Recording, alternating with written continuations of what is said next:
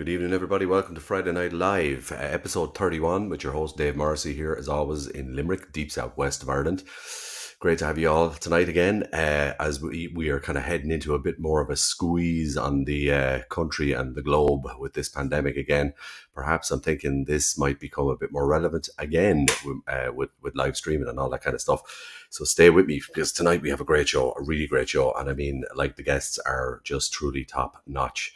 I'm going to be speaking to Bill Shanley, who is one of the best known producers and session guitar players in this country and around the world. Super person to have on the show. And then we're going to be going stateside to Amber Crowley, who we're going to welcome back for the second appearance on Friday Night Live, to talk about some new material that she's releasing as well, and everything she's been doing online. And then Poetry Corner, our final segment tonight, we're going to be talking to Robert Fried Kenter, who is a playwright, a poet, a spoken word artist, many things, an editor, many things. So it's going to be a really interesting conversation. But first tonight, one of the coolest people to ever step into a pair of blue suede shoes, and I'm talking blues, big time here. We're talking, of course, Mary Stokes. The Mary Stokes Band are just synonymous with so much in the world of blues, not just here in this country. Globally, I'm talking globally, and if you know what I'm talking about. So I'm going to kick off tonight with some music, and this is a really cool version of Rave On by Van Morrison that the band did. She's also joined as well, of course, by Brian Pam. So that we're going to have a great chat with both of them.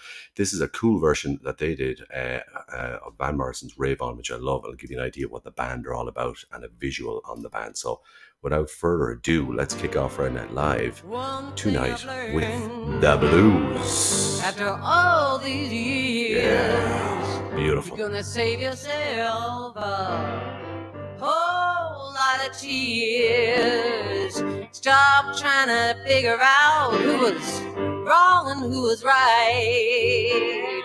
Got to move along, baby, yeah, that's right. You got to roll with the punches. Ooh, you gotta go with the flow. Yeah. You roll with the punches, man, that's the only way to go. Yeah.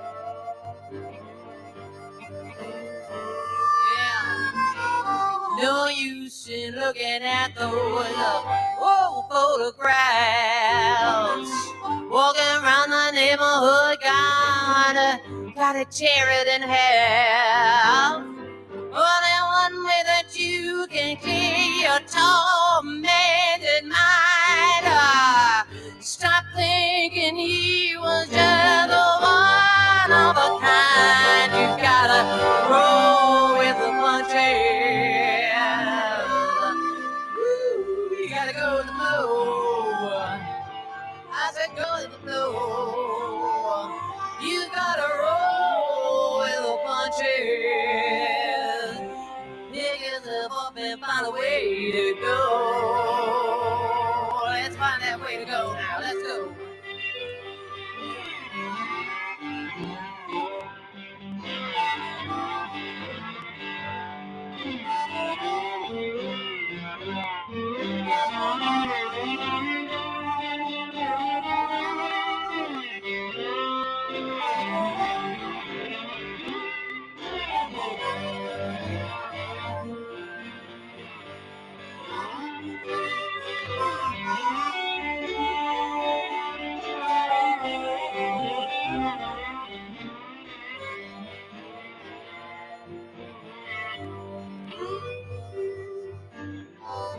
No use in staring at that old photograph. Walking around the neighborhood, you're gonna tear it right in half.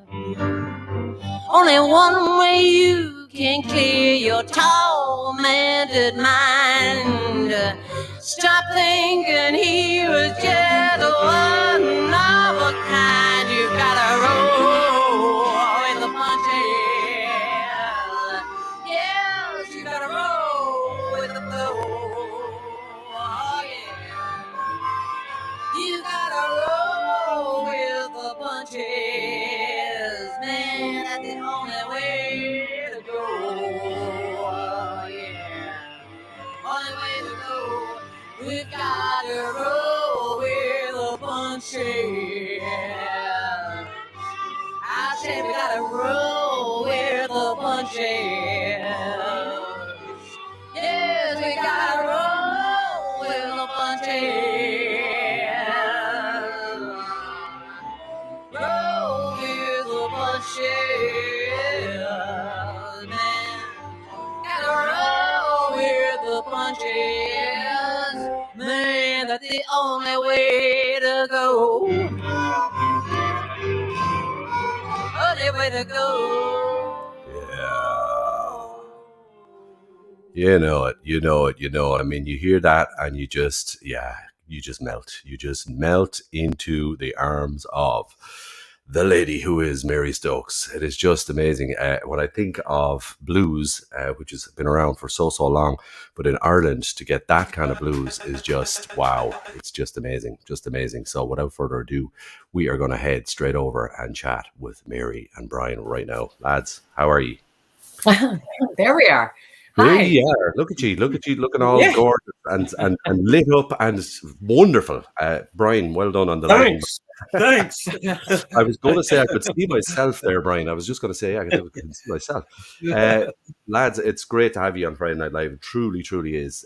You're in my world, anyway, as a musician, iconic, and that's a word I don't use that often. Mary, you're an absolute legend on the music scene, not just for the blues, but for many things. I know you've done a lot of kind of folk, and you've done jazz, and you've covered a lot of things, and you've been a champion of the music scene in this country. And when I am reading here, and you know, you're looking at like names like let's name drop for a minute here. Like you're looking at B.B. King, Fats Domino, John Lee Hooker, Bo Diddley, Hubert Sumlin, Buddy Guy, Taj Mahal.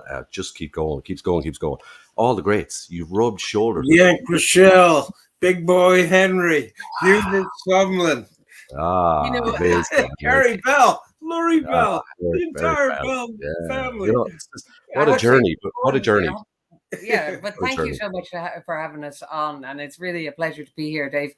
And I must say that we have been extraordinarily fortunate. And you know, sometimes things align in a way that just works, that you kind of can't plan it, that you go in a certain way and you're working in a certain context. And you know, we've been revisiting some of those memories. It's funny because we've been in touch even today with some of the promoters of some of the gigs, or people who were involved in setting gigs up. We happened to be working in our early stages with the band in the late 1980s, like 89 or thereabouts, is when a lot of stuff kind of kicked off. And there was an interesting kind of set of realities that blues people were coming to Dublin for a number of reasons.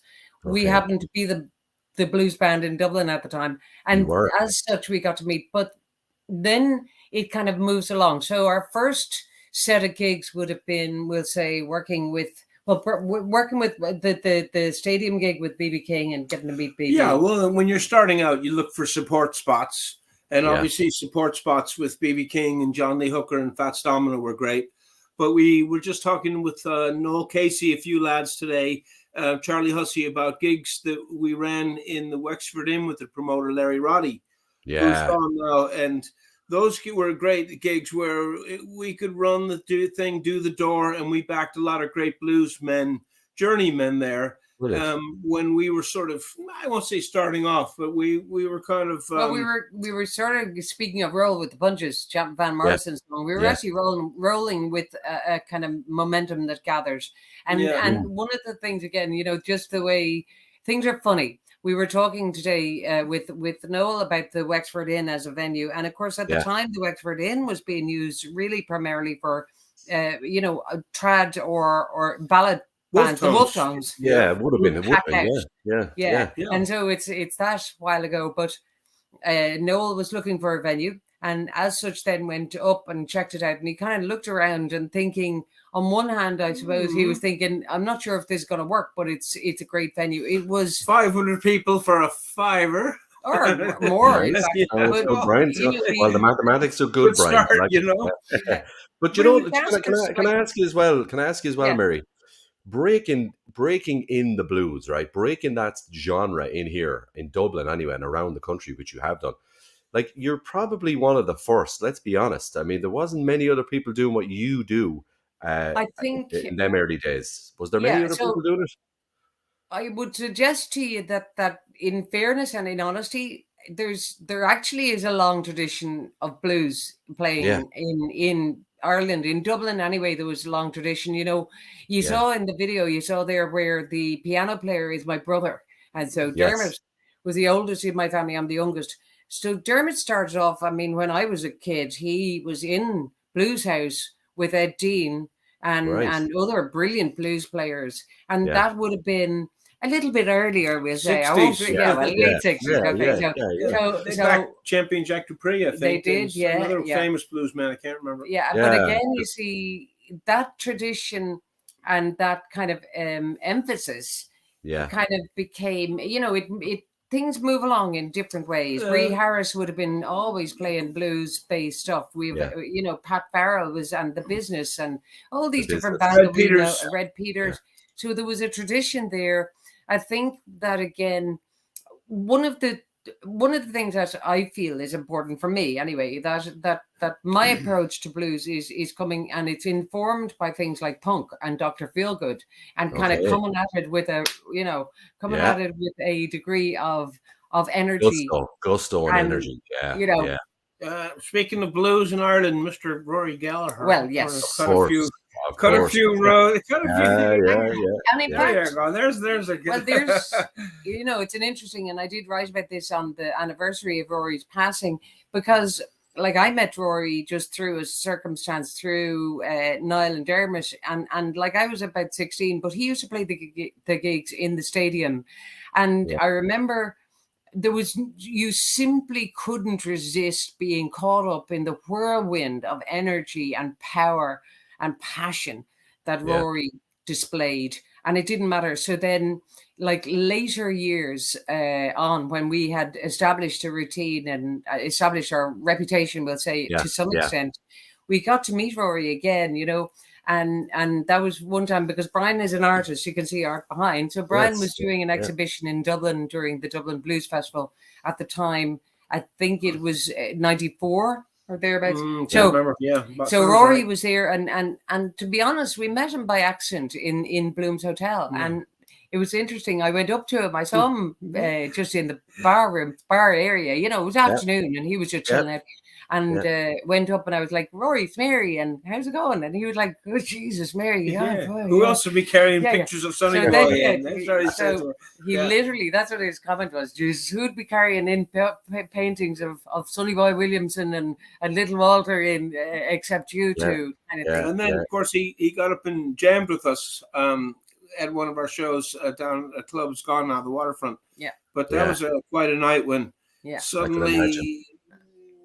But yeah. what I I can felt imagine, was yeah. important as well, or what was interesting, Rory on that night hadn't played in Ireland for a while, and he was quite nervous, and he was quite he Yeah. was kind of shy about it and thinking maybe it won't work. And I remember saying, and I found it ludicrous that I was there saying, like, everyone loves you and everyone's going to be right there with you. So within seconds of his entering the stage, I remember he was at the Central Bank, Yeah. and he came onto the College stage, Green there. College Green, and Yeah. and immediately it was back to this like, whoa. So that's where my feeling with blues comes from. It's about having energy, it's about telling stories, it's about communicating, and it's about being with people in both their joy as well as their sorrow, and then Yeah. all that kind of good fun in the middle, or the kind of anger or defiance or all those things are all in blues. Yeah. Yeah, because I know that like Rory Gallagher, he's been on record as speaking about kind of the battle with the show band era, and that's why I was asking you about that. Because in his era as such, he kind of had to get out, like a lot, like the same with Philo and all the usual bios of that time, to get away from that, because outside of Dublin, it was pretty much show bands. That's what it was. So I mean, you had to kind of make a move. Did you find in your early days you were in Dublin, you were getting established, and yes, you had the venues and things were going good, but at what point did you say, okay, right, we're going to have to actually take this, we're going to have to get on a boat or a plane here, or was that the plan in the early days? Did you I did you have to read that? say again, yeah. So bearing in mind that Brian's originally from the USA, so Brian Yeah. came over to study art and is a visual artist, and came over to Dublin to study art, and then we moved through various stages where we started out busking. I mean, that was Right. We started. you know, Can't get more blues to, that or at the bottom. Where did you start? At the bottom. Well, Yeah, on the streets. I have to emphasize again, it was pre-amp busking days, so Yeah. it was all acoustic. But there was a Okay. great scene there as well. The Benzini Yeah. brothers. You mentioned Liam O'Mainley, for example. Benzini He brothers. was there busking with Vietnam and Yeah. the Benzini Yeah. brothers, and then Yeah. there was all sorts of people. So Forget Me Nots were great. all And sorts of the stuff. Beatles. And, So you know Tom the McGinty. you try Very then fine. to get your indoor gigs and all that takes. And then we did have this incredible circuit. I mean, quite honestly, there Yeah. was periods of years where we were gigging, 200 and 300 nights a year. And that was in Ireland. Now, that was the Wow. reason for that is interesting, because there was freedom to kind of really just pick up the phone and ring a place, ring a Yeah. venue and say, Book can your we own do something? gigs. So If you could hustle, you book your own gigs. So we did a lot of that, but then we Yeah. also had our focus, we'll say, maybe more so than going over to, now we did gig in London and we've gigged all over Europe as well. Yeah. But France, Italy. yeah, but we've also then Netherlands, done a lot of work in the Spain. States. So yeah, there was a mixture of the two. Yeah. So, I mean, I actually felt, honestly, Dave, I would have felt like I didn't really want to I didn't feel, number one, there was reasons, family commitments and parental things and stuff like that. I didn't want to leg it out of Dublin. I felt like we've got stuff to do here, and we've stuff to do in Ireland as well, you know. So I kind of was committed to that. Yeah, you did have a lot to do in Ireland. I think it's quite interesting that as a blues act that you were able to be so busy in Ireland, and get so established, because you are like a true icon on the music scene here in Ireland. I don't say that lightly. That's true. Like, thank you. And people, they do. I mean, any of my friends in music and stuff like that, your neighbor will come up and be like, "Wow, I saw her once," and "Whoa, the band, whoa, everything." Speaking of which, the band. Because I know you chop and change up and down like everybody does, but I believe you have an amazing drummer in the band right now. And I have to mention, of course, Jay Oglesby, because he's just a wonderful drummer and a mutual friend. So that kind of fits into, because our, as you say, people with the musicians, and this is the nature of life, that people get other commitments or whatever. And so we work together with different people in recent recordings and stuff. We've been fortunate to start doing a little bit of work with Jay Oglesby, and we have projects that we're going to continue, recording projects. So we've got that. I guess we have about 5 projects at the moment going on. Yeah, I work with Jay in a Led Zeppelin tribute band, Whole Lotta Zepp, and we have 3 drummers in that band, one of whom is Jay. And we really, I've been with the band 10 years now. Really love playing with them. I come out, of course, do the big famous, when the levee breaks, and each album has a few harmonica tracks, or at least one.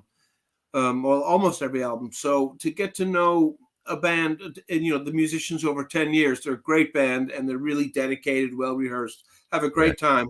Yeah. And Jay, of course, is one of the stalwarts. So we knew it would be a good fit. And then we recently got a new bass player in Zamo Riffman, who used to be the drummer in our band for many years. He was a great sort of light touch drummer.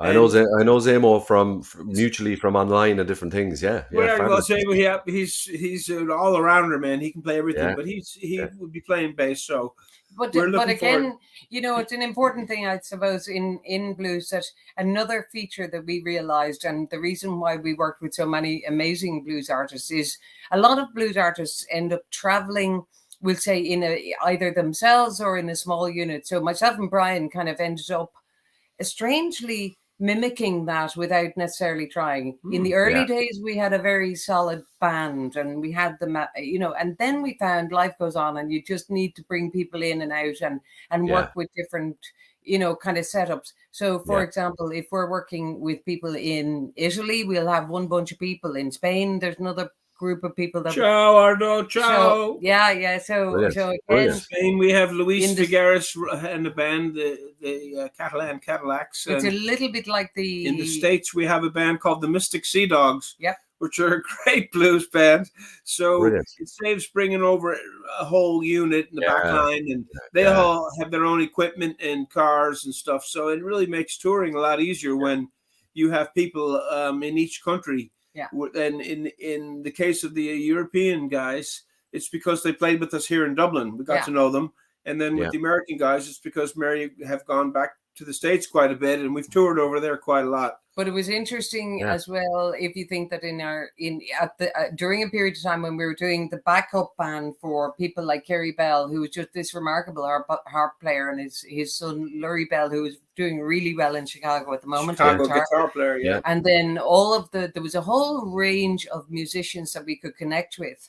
And interestingly, they were really taken because our band had a really sort of true blues base. And again, if I may say, that kind we of tried to go for the authentic Yeah. Chicago sound. so that goes back Yeah. to Brian's Which- interest, my interest, and Dermot's interest, and knowing if someone's going to play a particular blues, all of us having a sense of what that is already, and give us the key, and we can go with you. So you build up a community then, and you become Yeah. part of a family. That is the most remarkable thing. Yeah. So, Yeah.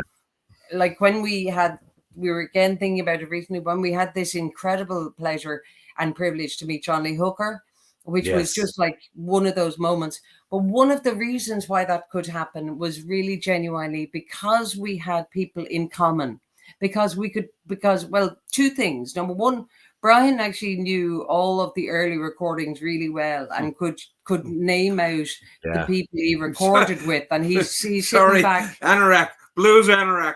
It helps. It really helps. Yeah. These guys know what I'm talking about here. They know my background. So Yeah. then you also have, oh yeah, I know that guy. So that's the community, and that's the beauty of it. When we backed, Yeah. we were in a band back in BB King, and after his show, he came to our dressing room to find me. He didn't come to find our guitarist to compliment. He came to find me, which I Okay. thought was a great honor. And he came in and said, where's the boy who played harmonica? Now, I'd been sweating bullets, and I was soaked to the skin, and I had changed out of my wet stage gear, and I was holding my socks and my underpants in a ball, like over the wet ball, right? BB King reaches out his hand to shake my hands. I don't know what to do. Oh, shook his hand.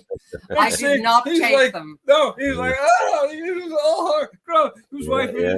he started laughing. He brought me into his dressing room, told everybody what I had done. They were all wiped the floor with me. They were laughing so hard they could hardly stand.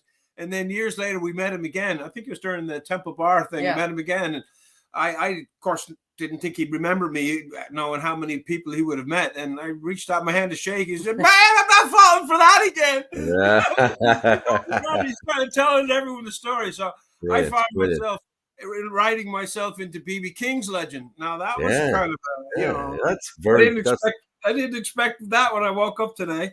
And then the Yeah. same thing when we toured Hubert Sumlin at one point, he turned around and, Mary really did some beautiful singing, Smokestack Lighting, and I played some harmonica. And one night he kissed me on the head. And I just thought, I never thought Hubert Sumlin would kiss me on the head after playing harmonica when I used to listen to Howlin' Wolf records on the floor in the dark. Yeah. Well, it's just great. Yeah. it's a very privileged and very lucky in many ways, but also commitment is kind of paramount, and Yeah. particularly when everyone needs to make a living and everyone needs to work hard at what they're doing, and sometimes that's hard because you don't always make loads of money. You don't make loads of money, Yeah. but, No, you don't. It's up and there's down. Yeah. a satisfaction in But it. during the pandemic, right? And I know it's that awful word we have to use it, but pandemic kicks in. We're all in dire straits, especially us musicians. Let's be honest, we did get hit hard.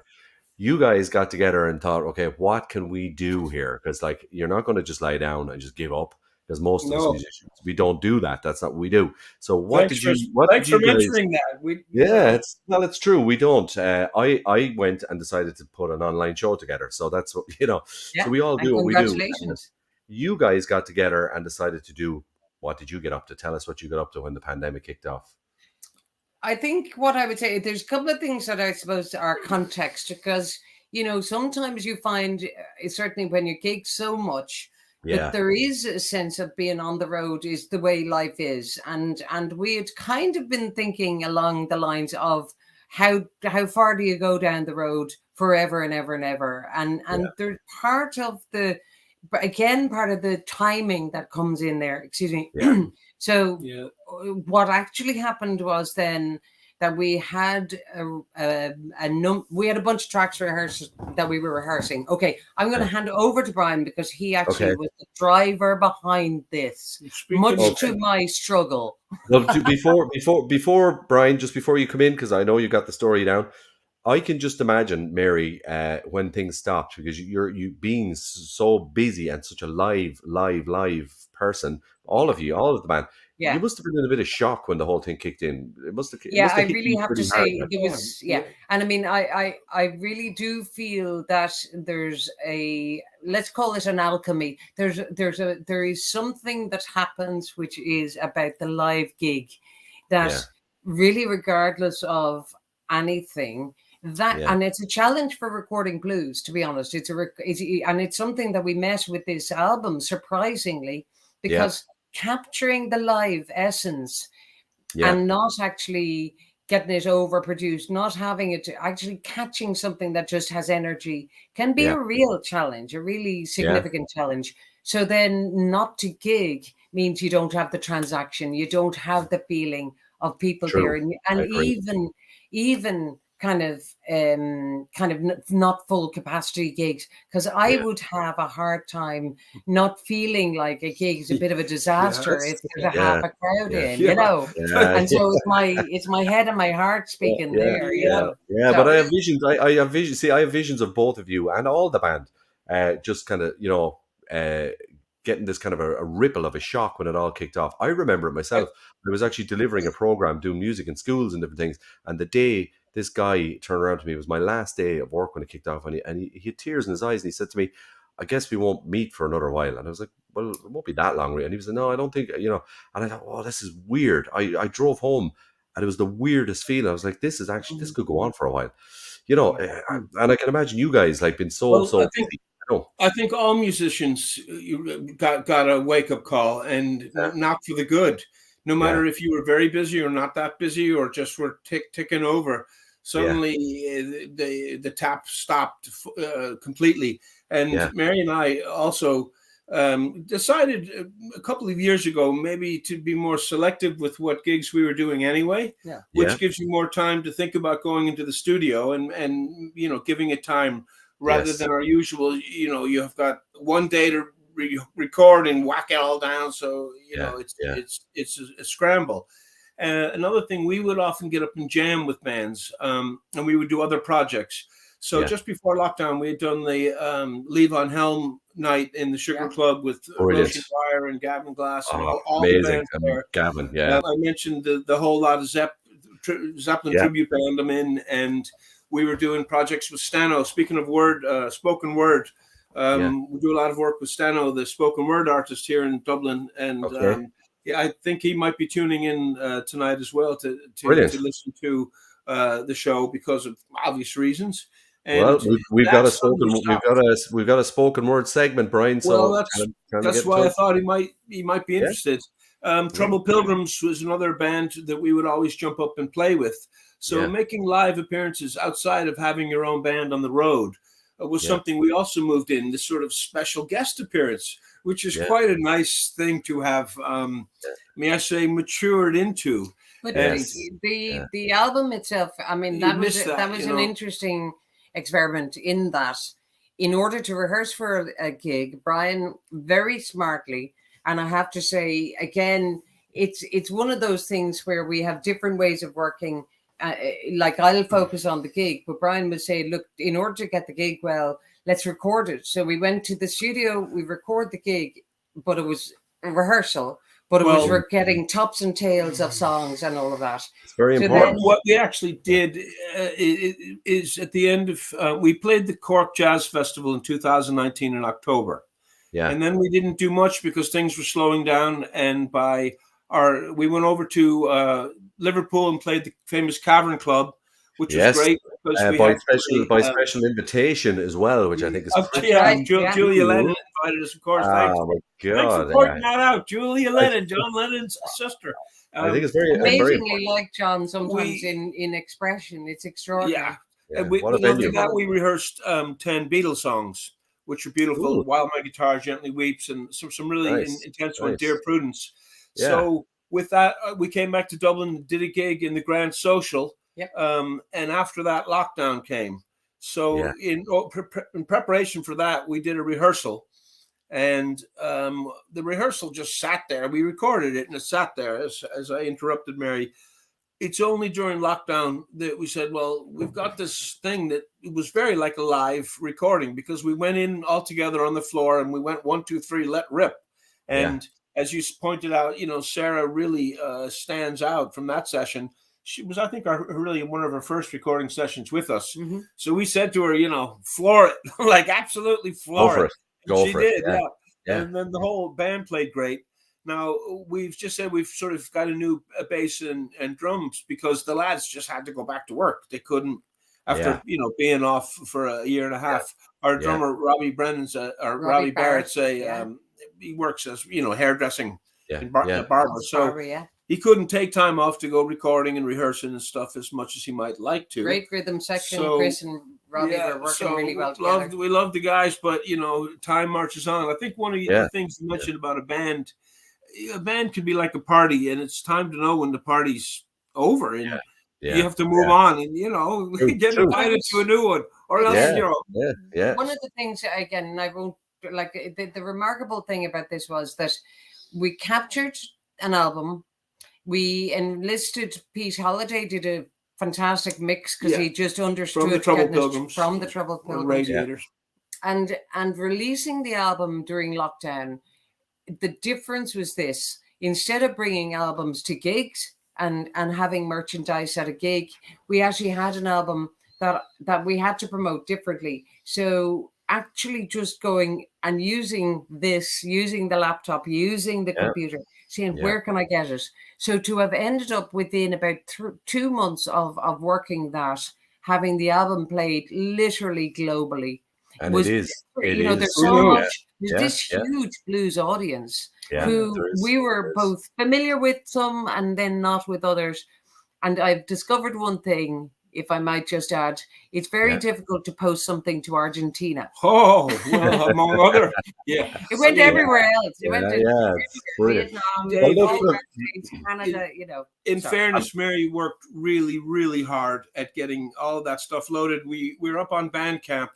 Which has been a great service because they do one Friday a month, one Friday a month. They give all the proceeds earned that day from the CDs to the band, which I think is because of COVID. Well, I think that's right. That's only right. A good thing. In terms of platforms, it works very well. Yeah.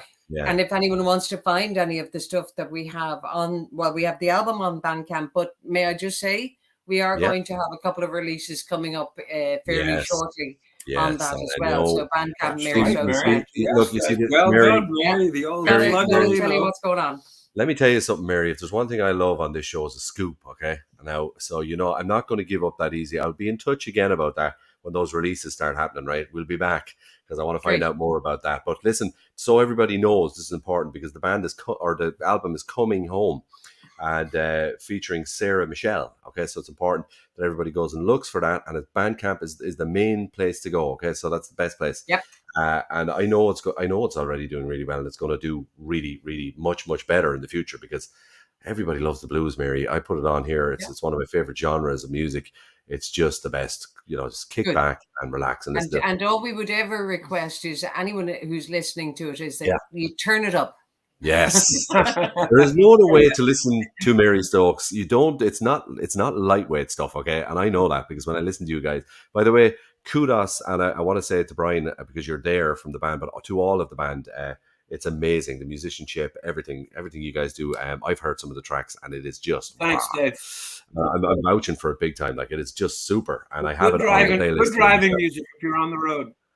I've got it. I have it in the car. Thank you I've got very some much. tracks in the car already, and I have it here on playlist. And the kids are going mental for it. They love And it. I have to say, you're down in Limerick, and we have to throw Limerick. a shout out Yeah. to Nikki and Wolf. Nikki and John O'Regan, and like the Limerick gas. City Radio, It Limerick was City just Community Radio. Great. Yeah. I was reckoning that wherever else anything is happening, we certainly can look forward to coming down. I hope to Limerick and playing gigs.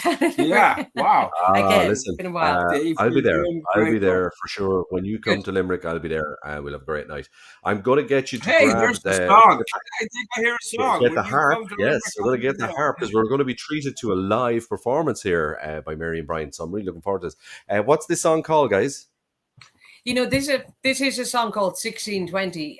Why it's called 1620, I'm never quite sure, but it was a song on an album which was sort of a country blues album, and the woman who sang it she was the wife of Jimmy Bunkley, who was playing a lot of the album. So Lottie Kate Bunkley sang one song on the album, and it's called 1620, and we'll give it a go. I think on the record you can hear her chair creaking as she sings it. I love it. I'm a big fan. I'm a big fan of all those noises, Brian. They should be left in every mix. Every mix. They should never be taken out. In your own time, Mary Stokes and Brian Pam, thank you so much for coming on to Friday Night Live. It's been a real treat having you, and I mean that. Take it away. Take it away live, Thanks, guys, when you're ready.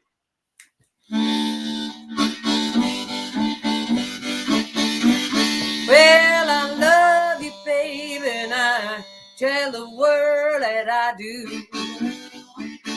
Yeah. I said I love you, baby, and I tell the world I do. You know the way you treat me is coming on home to you. You know he left me this morning when the clock was striking 4. Said he left me this morning when the clock was striking 4. Yeah. Oh, when he walked out, those blues stepped in my door. How about it now? Hi.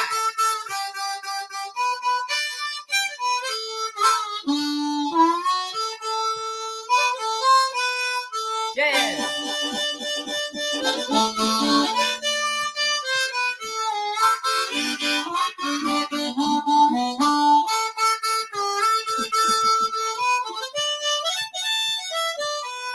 All right. Don't mind you going out, baby, if you don't be both night and day. Don't mind you going out, baby, if you don't be both night and day. Yeah. Because when I want my love and I want it just that way, I said I love you, baby, and I tell the world that I do. Yeah, I love you, baby, and I tell the world that I do. All right. You know the way you treat me is coming on home to you. Yeah. I said the way you treat me is coming back on home to you. Yeah. You know the way you treat me is coming back home to you. Oh yeah. Oh, There you go. oh yeah. Thank you so much, guys. Thank you so Thank you. much. Oh my It's been God. a real pleasure, and it's going to be a great show. Thank you very much for inviting us. Listen, sit back and relax there now and enjoy yourselves, lads, and enjoy the rest of the show. That has been one of the highlights of this show so far. I can tell you that now, and people loved it. Loved it. Great. Brian, Enjoyed you're a it. legend, my friend. You're a legend on Thank that. you very We could much. do this all night, so when are we on again? Next week. Good night, guys. Thank Take you care. very much. Big And love. hello to Big love. everyone joining the show. Take care. Mind yourselves. Thanks, Mary. Thanks a million. So there you have it. What a treat. What an absolute treat. Mary Stokes Band with Brian Palm. Lads, that doesn't happen too often when you're doing something like this. It just doesn't happen too often. And it is just such an absolute treat to have guests like that on the show. That's why I do what I do, I'll be honest. That's the reason I got into this. That's the reason I love it. And just like my next guest, it's the same thing. It's the same idea and the same treat, to be quite honest with you.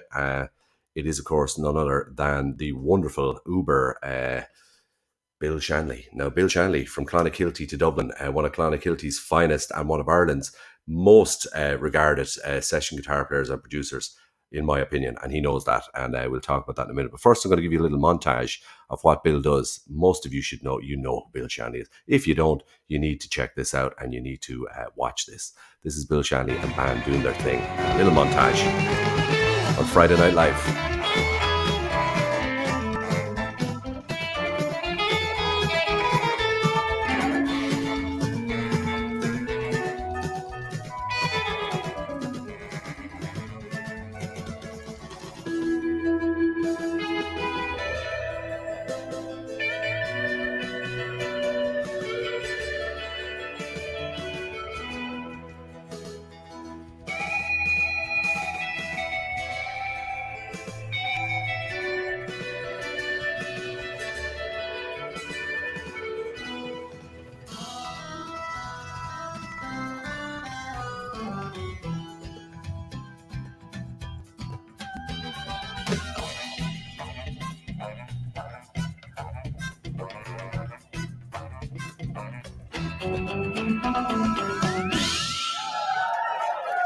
Yeah, the one and only Bill Shanley. What an absolute legend on the music scene here in Ireland. And I have to say, I actually recognise a couple of people in that band. So I'm going to actually ask him about that first, because I think that's quite interesting. Bill, welcome to Friday Night Live. Hello, Dave. How are you? Bill, you've no idea how much of a treat it is now for me as a meager musician having yourself on the show. I'm going to be honest. It's a big treat. You're very well respected. You know that yourself. And if you don't, I'm going to tell you, it's important on the circuit as a guitar player and a producer. How is life? Are you in Dublin now or Clonakilty? I'm in Dublin. Yeah, I'm in. How are things up there? How are things up there now? Things are good. You know, I guess it's the same everywhere. Really, it's been a sort of a funny week. So it looks like things could change again in our industry. Yes, you know, it has been a sort of a heated week, but things are good, Dave. Yeah. You know, I have to say that was a fabulous. Oh yeah, go ahead. That was a fabulous interview with Mary and Brian. And you know, when I moved to Dublin first in like 1990, like they were like stalwarts. You know, like I remember going down to like Bruxelles. I think maybe even the Wexford, but I remember seeing them around. I remember seeing them. It reminded me in Clonakilty with Greg Boland on guitar, and they were just so that was quite a few years ago. But great. Yeah, so the stories were great. Yeah. We could Mary's the kind of guest you could talk to like for hours and hours and hours and hours about what she's done and does. Like she just never stops. She's just unbelievable. And Brian, great. Yeah, I didn't realize Brian was an artist. You learn things all the time. I didn't realize either. I thought it was going to be strictly music. You know, Is the studio open for business in Dublin? Is it back? Are things back to normal? Or are there any restrictions now? Like when a musician goes into your studio now or a band, you obviously still have to have some sort of little restrictions there. Yeah, well, I just have a sort of a small sort of production suite. I was involved in a bigger studio, Cauldron, up to maybe about 3 or 4 years ago, but that closed down a few years ago. Okay, you're strictly production now. Yeah. So like, you'd be there yourself a lot then, kind of doing the mastering and stuff like that. Would you? You wouldn't have to worry too much about. Not really. I record more. I sort of arrange and I play more. I'm not particularly dedicated mixer, mastering engineer. I like sort of staying around the playing, the sort of the performing, that side of it, and sort of nurturing stuff that way. And then I get people that mix really, and that's what they do really well. They you know, the tracking is where the fun is. Yeah, the tracking is where the fun is for sure, isn't it? Yeah. That, I find in the recording process, by the time I get to mix stage, like I like getting people involved and see what they'll bring to it, and it just brings in a sort of a freshness, and Yeah, absolutely. What But I the take, studios are back. They have been back with probably since last summer, where people have been able to get together, and there is, you yeah, wear your masks and you do all that. But the recording industry has been sort of back at it. Yeah. yeah, because I can imagine there's been a massive surge in recording with everything that's happened, because most musicians, like Mary spoke about there earlier on, had time on their hands. So what you do with time in your hands, there's only one other way to go, and that's to make Yeah. it. If you can't play it, make it, and that's what people are doing. And I think it's a wonderful sort of a wonderful positive about the whole thing, the situation. Musically, would you agree? There's a lot more music being made.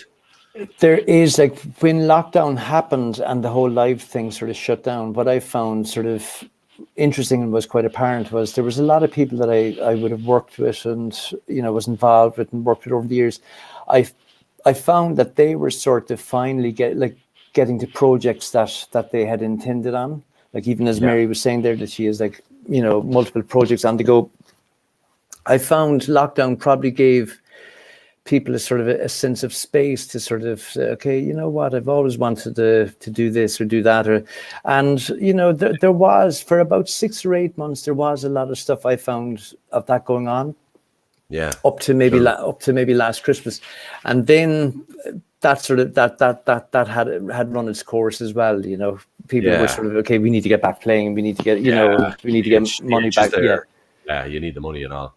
But speaking of yeah, like, speaking of like, something I wanted to ask you about was collaborations, because you're all about collaborations, being a session guitarist. Uh, yeah, one of the most fascinating ones is your relationship that you struck up with Ray Davies from the Kinks, and you've been involved for a long, long time there. yeah. How did that come about? Like, how did you end up falling in there and doing working with him? How it literally came about was Ray's agent was a guy, Paul Charles, a guy actually based in London, Asgard. He's originally from Magherafelt up in County Donegal, and Paul was also Paul Brady's manager and agent. Okay. And he also he has been very successful looking after people like the Waterboys, but Crosby, Yeah. Stills, and Nash, and So how that particularly came along, I was doing a tour with Paul. It must have been 2006, I think, Yeah. and the band was on fire. We were playing really great, and I remember Paul Charles being at a particularly great gig in the university in Limerick. Paul Charles with Paul Yeah. Brady. And because I remember Micheál O'Sullivan was also there, Mihal. Yeah. We he was know. a Yeah. there Very was a popular band. base Limerick UC, University Yeah. College Limerick, and I'd say maybe about a week later I got an email from Paul's office saying, look, would you send over a demo, which at the time you would send it over as a CD, you couldn't, it wasn't MP3s. Could you put together a demo of your playing? And I knew Yeah. that Asgard were involved in lots of different things. This Yeah. is interesting. Yeah. So but I did not know what. And I put together about 15 songs that was very, very varied. I had no idea, but I said, you know what, I'll just pick stuff that I like and that I've worked on that I think is good. And it went from rockier stuff to working with maybe someone like La Serena from the Aran Islands. So I just said, you know what, I'll just fling stuff that I like and see what happens. Yeah. And about a week later, I got a call from the office. Said, would you go over and just have a play, meet up with Ray Davies and have a play and see what happens? And it was all like, just keep it casual. So I went over. And it was very casual. And Ray said, let's try this and let's try that. And there were songs like that I did not know. Like there was from the Kinks, from Ray's 70s sort of catalogue, like stuff like 20th Century Man, which isn't stuff that you would come across every day. Like I knew all the 60s and the 80s. So, and it was okay. It was okay. I came out of the Conch Studios thinking, it was a nice afternoon. I sort of played okay. And it was all fine. It was social. But I came out thinking, I had that sort of feeling. I don't think if it's one of those things. Anyway, to be fair, about 2 weeks later, I got a call, and he said, or his office said, "Look, Ray's doing this gig in New York in Carnegie Hall in February, whatever the 20th of February. Okay. It's a gig called Tibetan House, and it's run by Philip Glass and Richard Gere. And basically what it was, it actually runs every year. It's fundraising for Tibet. And Ray's going to, so do you want to come over and play with him? And I said, yeah. So that was my sort of audition, really. And we got over about maybe 4 days before that. We got into a hotel in Manhattan, and every day we just get together in the hotel room and we'd play and rehearse and this and that. And it was going really, really well. And I remember after, and it was an acoustic, it was just the two of us. So Ray says, no, this is just acoustic. And after about 3 days, he goes, so you play electric as well, don't you? And I said, yeah, I do. Yeah. So anyway, a little bit, a small bit, a little bit. So anyway, we did the gig. It was Ray, and it was an amazing lineup. And like Lou Reed was on, and Laurie Anderson was on, Mike Stipe, Debbie Harry, who's an old friend of Ray's she used to open up Blondie with the Kinks back in the 70s. Yeah. And she got up and duetted Lola. So it was a really great night. There was Tibetan monks and Patti Smith. It was the real New York gang, you know. Yeah. And I remember thinking, Ray, like that sort of takes balls at that sort of prestigious gig to try out me or try out a guitar player. And it worked. We did 6 songs. He sort of closed off the show before the encore, and it was great. And so that was the start of it, really. Brilliant. Yeah. It must be like something else, like just to make that connection, and just, you know, I love stories like that when that kind of just happens, and it's like, you know, you take a bit of a chance and there you go. Well, you know, it's amazing. Like, it's an amazing gig because like the songs, the set list, like Ray is a performer and the whole thing about it. But like getting to play those songs and getting to sort of look after those songs in a way as a guitarist, and so and he's a good man. He's great to be around, great to work with, and he's very productive. And I can imagine. It's been great. It's been real highlights. Yeah, I can imagine. And I know you've worked extensively with Paul Brady as well, another fabulous singer, songwriter, artist that we all know and love in the country here. Mm-hmm. That must have been a great experience touring with him. Amazing. You never know with him. I always find I've seen him live a good few times, and his gig can twist and turn in any way. It's brilliant. I love it. You know what? He's amazing. I played him actually only last Saturday night in the concert hall, and it was a solo gig. But he said, "Look, you know, come down, or you know, well, not come down. We sort of did a rehearsal, and you know, get up for the last 6 songs. You know, stuff that we'd already done previous and that." Yeah. But he, in his mind, he wanted to keep it a solo gig, but he also wanted to have fun. So, he was just amazing. He was really like just him and a guitar, no DIs, just a mic shared between the guitar and the voice, and he just went out. And because of the rugby day that was in it, he started the night with Ireland's Call. Just did a verse, and that sealed the deal. Like the audience would, but the gig was, he's amazing. I've seen him both acoustic and with full band, and I could imagine you were possibly on stage when I saw him. I'm not sure, but both sides of the gig, just amazing. He's something else. Like he is. Yeah, he's very complete. Working with Sinead O'Connor, that now must have been very interesting as well. I find Sinead just one of the most intriguing characters globally that has ever sang in a microphone. How was that experience? It was great. You know, it wasn't for a long time. It was maybe over 2 summers. And how it came about was she had done an album with Steve Cooney. Yeah. And it was being launched in the States. Steve couldn't go for some reason. So he asked me, would I go? So that was my sort of introduction. Brilliant. So we went over to the States for a couple of weeks, and we played Joe's Pub in New York as an album launch. Joe's Pub would be where it's famous for Woody Allen. Used to, if he's still, you know, every Tuesday night does his regular gig, and it's a very funky downtown place. Yeah. And we went off to LA and launched the album in the Silent Movie Theater, and then we did the Henry Rollins TV show, and we did some gigs and a lot of sort of promo stuff. And then she was amazing. She was amazing. Yeah. She's one of the most down to earth people that I've ever met in my circles, and I've met her a couple of times.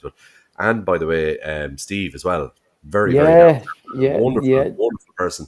I've seen him doing solo gigs and in different outfits, because he turns up often in different bands, and every time I see him there and he walks out, I go, oh yes, well, if Steve is here, it's going to be good. He's just a master. A master is the word. Guiding you through all of those collaborations, obviously at some, you must have in the back of your mind, look, at some point it's me. There's me too. I know I'm accompanying all these people and these great people, but I need to, do something for Bill Shanley, and you have done with some solo albums. And the new album is the one I suppose I wanted to talk to you about first. Yeah. How is that going for you now? How's coming it? It's out. It was 2 years now, and it's done well. Like it was a great thing to do. It was a big project for me. I was probably on it for about 2 years, like between writing and demoing. It's an instrumental album. Yeah. And I sort of set myself a sort of a brief that I wanted to sort of write music for a particular type of band. I wanted it to be sort of quite up-tempo and sort of energetic and have a physiological. I didn't want it to be sort of, I wanted to avoid it becoming sort of wallpapery or background. I wanted to write music along the lines of back in the 50s when the electric guitar came out, and at a time when like instrumentals could be hits, so they would be like 3-minute melodic things, not a lot of fat, not riffy type music. So I spent a lot of time on figuring out what I would write and attempt to write. I always think of the Shadows, Bill, when I think what you just said there straight away, Hank Marvin, the Shadows, that kind of a thing. Like they were amazing, weren't they? They had so many hits with no vocals. Absolutely. So basically, the instrument, if it can be as lyrical as a voice, and it's interesting. It took me a while. That was my second album that I did. There was an adjustment period.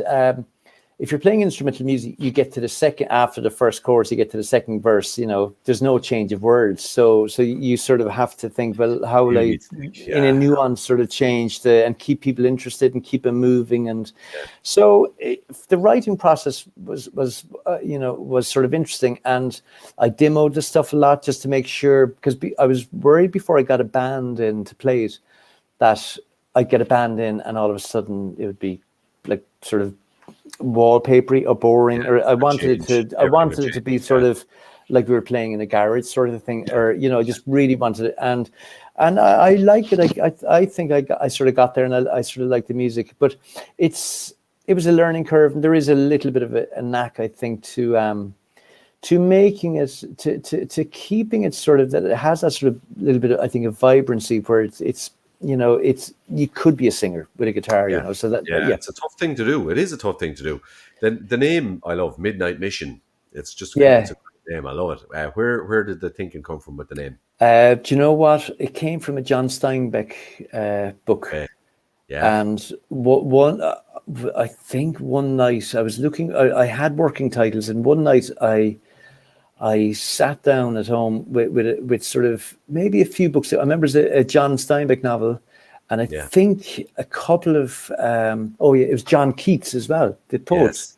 Yeah. So I got maybe Swinging Like New or something like that, or they just sort of kicked off things because again, there wasn't lyric words in the music. It had a particular, you'd know if you got a title, but that actually suits what that piece of music is about.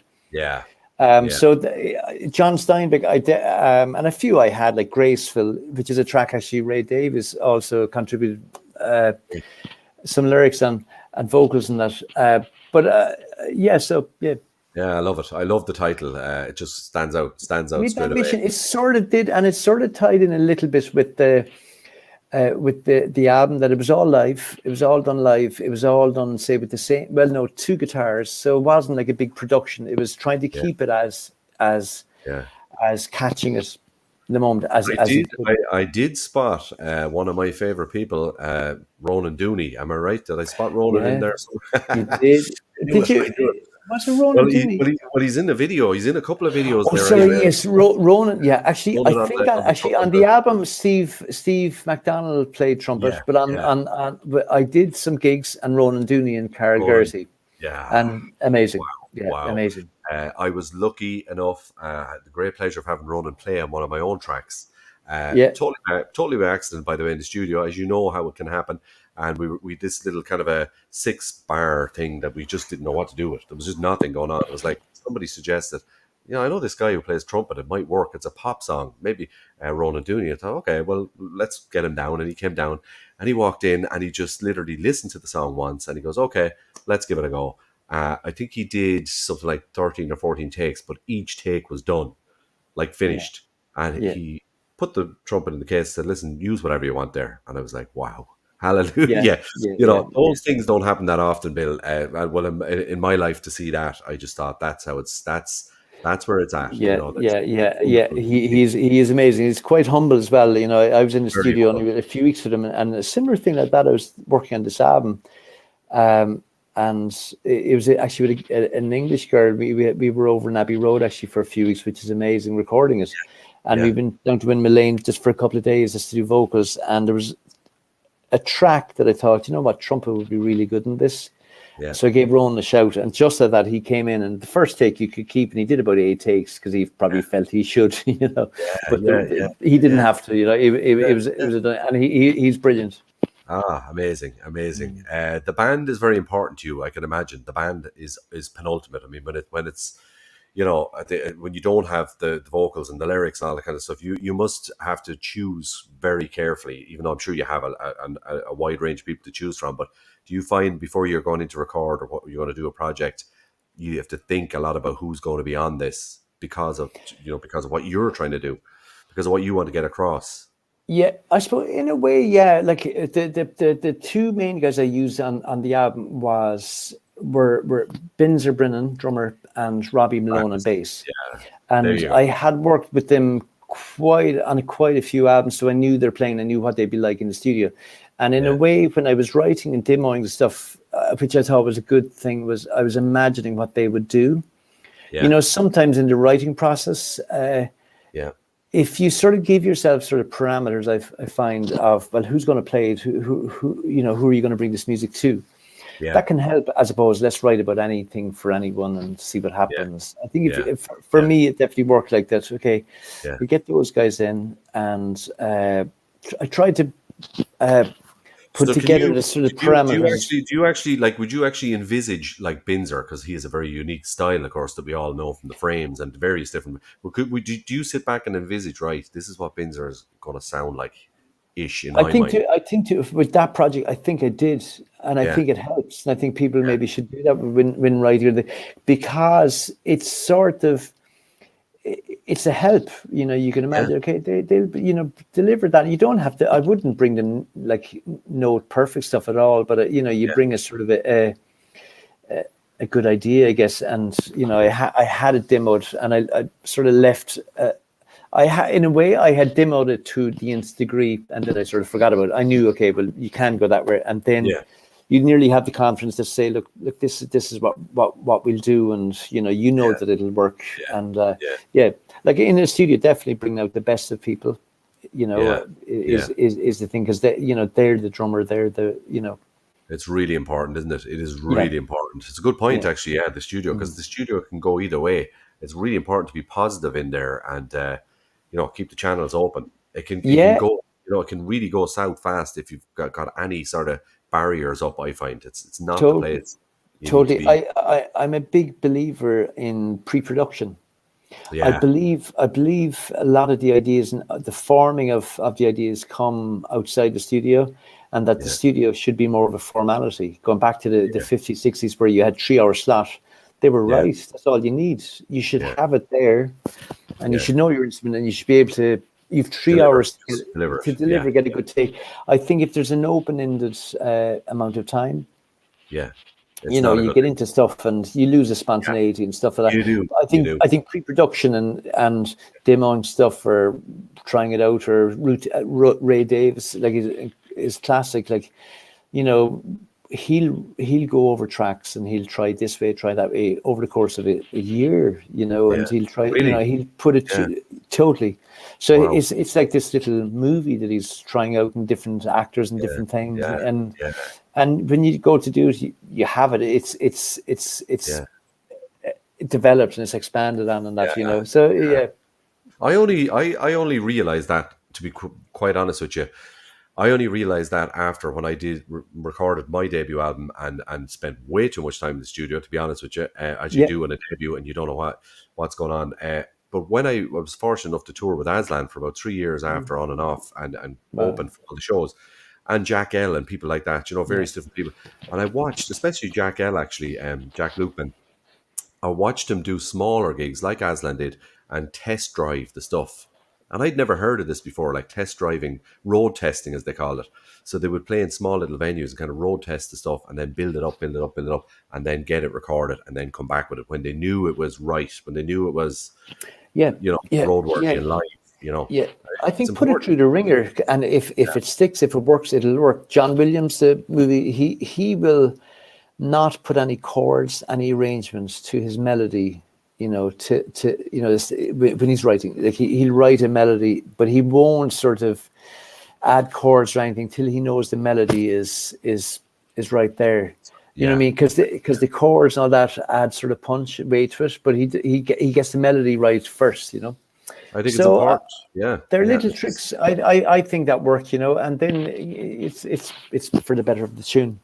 Yeah. Well, I wish you all the best with the new album and all the recordings that you're. Have you anything planned for? Are you thinking you might go back in and do something, another solo album in the future soon? I'd like to. I have been thinking about it, and I have, and I've written notes for a good few years, for over the last year, and I've written what I'd like to do, If I can get this sort of picture of it, and then I'll sort of write it. I would definitely like to. I think there's room for another couple of Bill Shanley albums that are instrumental. I love instrumental music. I absolutely love it. Just the space that it leaves without the vocal. And I think once you click on something, you've something to write about. It happens easier than I think it for me. It's a struggle if it's just write anything, just put it out. So I have sort of put out the cast the nets to see, and I have. I'd love to do. I haven't done a lot of work in this sort of electronic side, but I do really like it, like 808s drum, and I'd love to do something just because it would be very interesting to me to do. So that's been the lingering idea for a while. Wow, a synth pop album from. See, I don't know. I have no idea. I don't know. The best part. There's something there that I'd love to incorporate. Like I love Moog synthesizers and. They're fabulous. So if I could come up with something that could work, I like that. Yeah, and tie that in with the guitar, really cool. Yeah, it would be really, really cool. I think. Yeah. Speaking of which, now, and I know I said to you during soundcheck, and I didn't want to totally trouble you, but if you had an acoustic guitar, like just 2 or 3 foot to the left or the right there, would you mind treating us to a couple of licks, whatever you want to do? Well, funny you should mention that. Boom. Lovely, beautiful. What choice of acoustic do you normally go for, Bill? Well, I normally play Loudon guitars. I just live. They work great in the studio here. I've got this thing that I got from Sunlight Guitars. It's a Gibson. It's a AJ Advanced Jumbo 1937. It's a reissue, but it's a lovely guitar. So I'll play a little Dizzy. A little tune that I wrote a few years ago, and I see if what's it called, Bill? I think it's called Gypsy Smile. It's been a while. I think Go with that. We'll go with that. Okay, Bill Shanley, in your own time. Thank you so much, Bill, for coming on. I really appreciate it. It's been a double treat tonight with yourself and Mary. I'll be honest. It's fabulous to have you on and to have you in the annals of Friday Night Live. In your own time, Bill Shanley, take it away. Okay, thanks.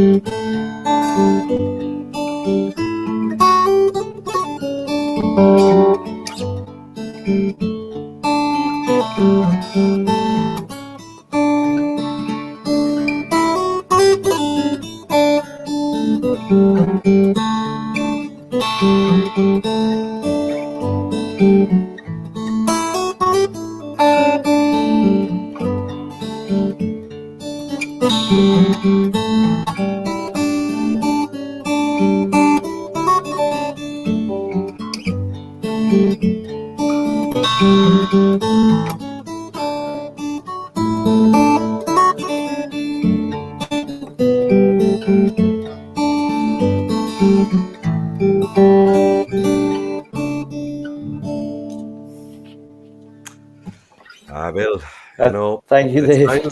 it's times like this when I just sit back and go, yeah, that's why I got into music, and that's been honest. Thank you so much. That was beautiful. Thanks for having me, Dave, and a great show. Yeah.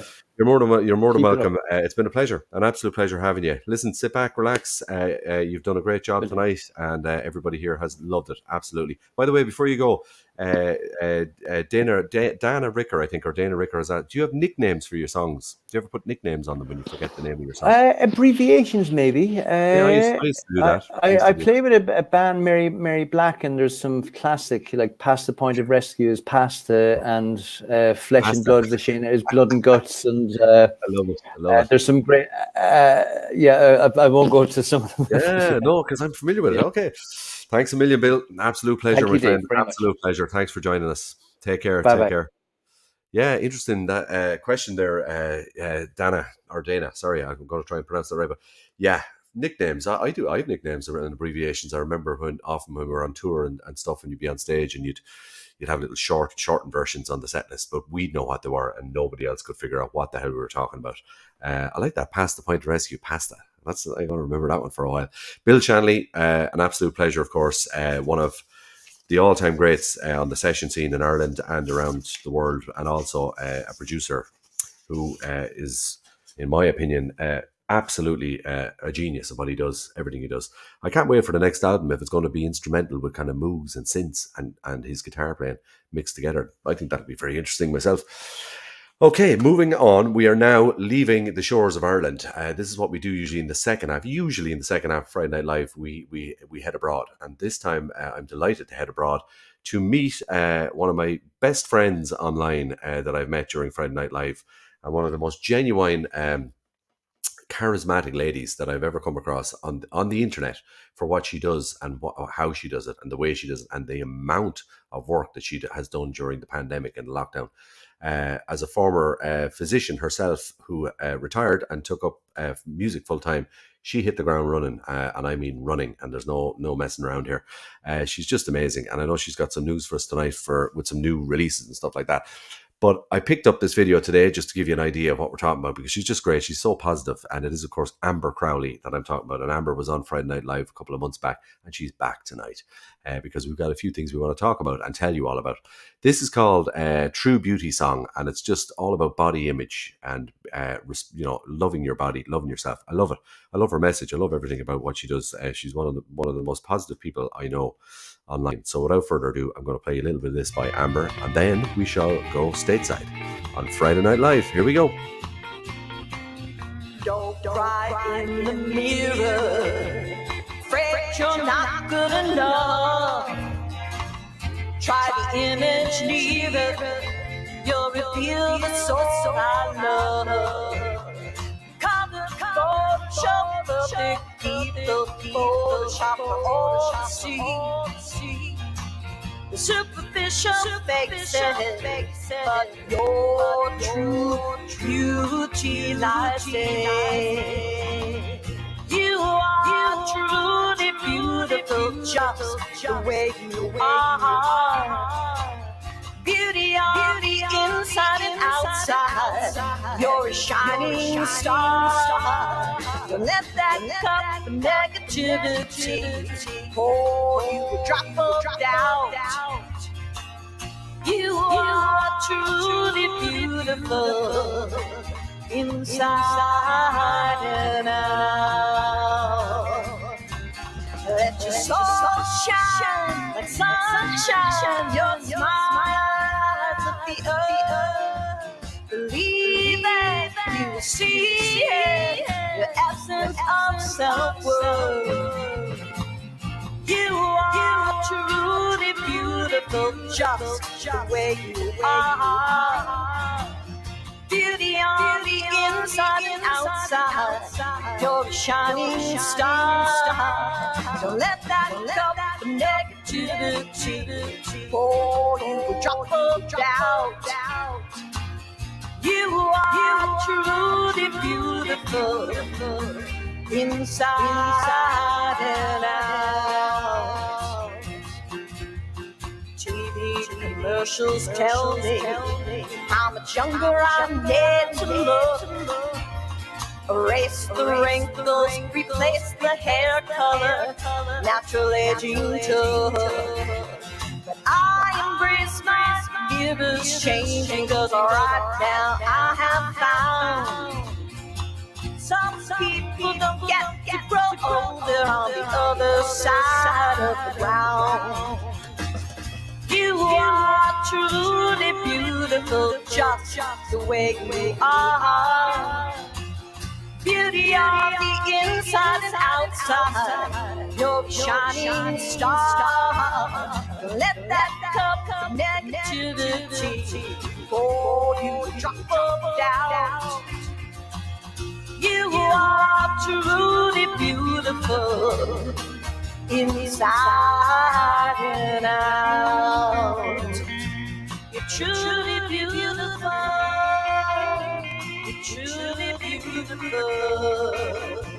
You're truly beautiful. You're truly beautiful. What a wonderful song. You're truly beautiful. Amber Crowley on Friday Night Live. What a wonderful song. And what a positive, what an absolute positive lady she is. The most actually positive person I've ever met online, and that's been honest. So I'm going to go stateside and welcome her back to the show for the second time. And it's not that often, I can tell you, that we have a guest on twice. Actually, I think, Amber, if I'm correct, would it be fair to say 3 times? Yeah, 3 times. I'm so thrilled to be here, Dave. You are truly beautiful, my friend. Hugs across the pond to you. Kudos. We love you on Friday Night Live. You know that, Amber. We just love you. I love being here. I just was thinking when I said 2 times, and then I thought 3, because the first time we had awful internet issues and everything went pear-shaped like it does sometimes with the internet.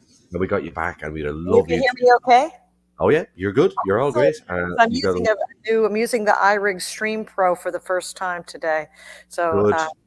Good idea. Good idea. Thank you, Amber. It is lovely to see you. It really is. It's great to have you back, and you always cheer me up, of course, always. And I was looking forward to this since 10 o'clock tonight. I've been looking forward to you coming on. You've been busy all the time, and I know that you're one of the busiest people I've ever seen during lockdowns and pandemic for just creating, releasing music. The song we've just listened to is just wonderful. It's a great message. I think it's a great message for, this is just me, for young women. Would that be a fair thing to say? I know it's for all ages, but I think when I think of young women now and the pressures of the internet and Instagram and Facebook and all these things, and looking at celebrities and stuff, and for all ages, but especially for young women, would you agree? I would so agree, and that's, you are right on about why I wrote that song. And I have to tell you, there's plastic surgeries that can be fatal, and I mean, you die from plastic surgery. And there's a whole group of women here in Florida, that young women, often poor young women, often women of color, that would go in and get these different surgeries done, and some of them were life-threatening. And I, as a physician, sometimes they would come to me and say they want to have the surgery. And that's why I wrote that, was for one of the women that she was a beautiful young lady, and she wants to have this expensive surgery that's life-threatening. And like, you are beautiful just the way you are. You don't need to spend all that, risk your life, so and it's possibly personal. Yeah. It's personal for you. It's personal for you, Amber. It's personal for you because to have written that song. Yeah. That's where that was from. Yeah, it's really cool. I like it. There's a great message in it, and we need more music like that, Amber. We need a lot more of that, of your stuff, just Thank to just you. clear the Well, I'm air. trying. I did 33 songs this summer, so there we go. That's unbelievable. That's an unbelievable record of production and to get stuff out and release it. How has well, after all of the releases and so, how have things been since I saw you last? Oh, it's been terrific. I'm very, very grateful to have worked with Bruce McLean at McLean's studio in Orleans, Massachusetts, on Cape Cod, Massachusetts. That's where I record the albums. And, he's got a little home studio. It's Lovely. a little seaside house about a few miles from the beach. It's nothing fancy. It's not, Yeah. Totally soundproof, nothing like that. You might Yeah. get, chirping birds while you're recording. It's a Beautiful. home studio. But Bruce and I work together so well. We have just this, it's like a dance partner that when you meet someone that you just really, they get you in what your project is. It works. And you can be very, very efficient when you have someone like that, where you can work. I'm sure you've had that in your jobs and in your work too. Yeah, I agree with you. Your you producer is your right arm, totally, all the way, all the way. And if you work well together, you can't go wrong. You can't go wrong. If that exactly, if they don't get you, then it just wastes you. time. Yeah, you're wasting time. You are, because you're struggling to get your music heard. Then, so that's Exactly. So I know when I spoke to you last, you were in two places, because sometimes you're in the sunshine, and other times you move up and down the states. So are you still in the same area you were last time we met? I'm in Florida now. I'm in southern Florida. So you've gone back. We left a few weeks ago. We left Cape Cod. Yeah, I knew you were going. I knew you were going to do that. I knew you were going to do that. So you're back. Are you back in the sunshine? Are you back in kind of back in much the better sunshine? Super, super. Tell me this. I know you're working hard on new projects as well and new music. Do you have any news, any scoop for Friday Night Live? Yes, I have some. I knew you would. I knew you wouldn't let me down. News. Let's have a good look at this That CD. is Gift of Song. I don't know if you Beautiful. can tell it has some texture of kind of denim with embroidery on it. That was what I was going for in the. Very I designed. nice. I do my own graphic design, and that's what really I nice. for embroidery and denim. So it's the Gift of Song, and it's kind of the self-penned, handcrafted songs that are gifts that I give, and I also receive when I listen to other musicians as well. So that was the theme. There's 16 songs on the album, 16 original songs, so I'm very, very excited about it. This is the second album that we put out this summer. The first album was Circle of Love that came out. I remember Circle of Love. Yeah. Super. So that one's out on all the major platforms, and we got a great response from that. And then Gift of Song is the next one coming out on Monday. There it is. See, that's the drop. That's the scoop I was waiting for, because it's the major platforms, and I'm super excited about it. I am. It was a lot of work, and as you know. It is a lot of work. I'm absolutely. I am thrilled. I'm thrilled for you. I'm delighted. I think it's great. I can't believe it. 2 albums, like, in such a short space of time. You put the Beatles to shame. You're so productive. It's unbelievable. It really is.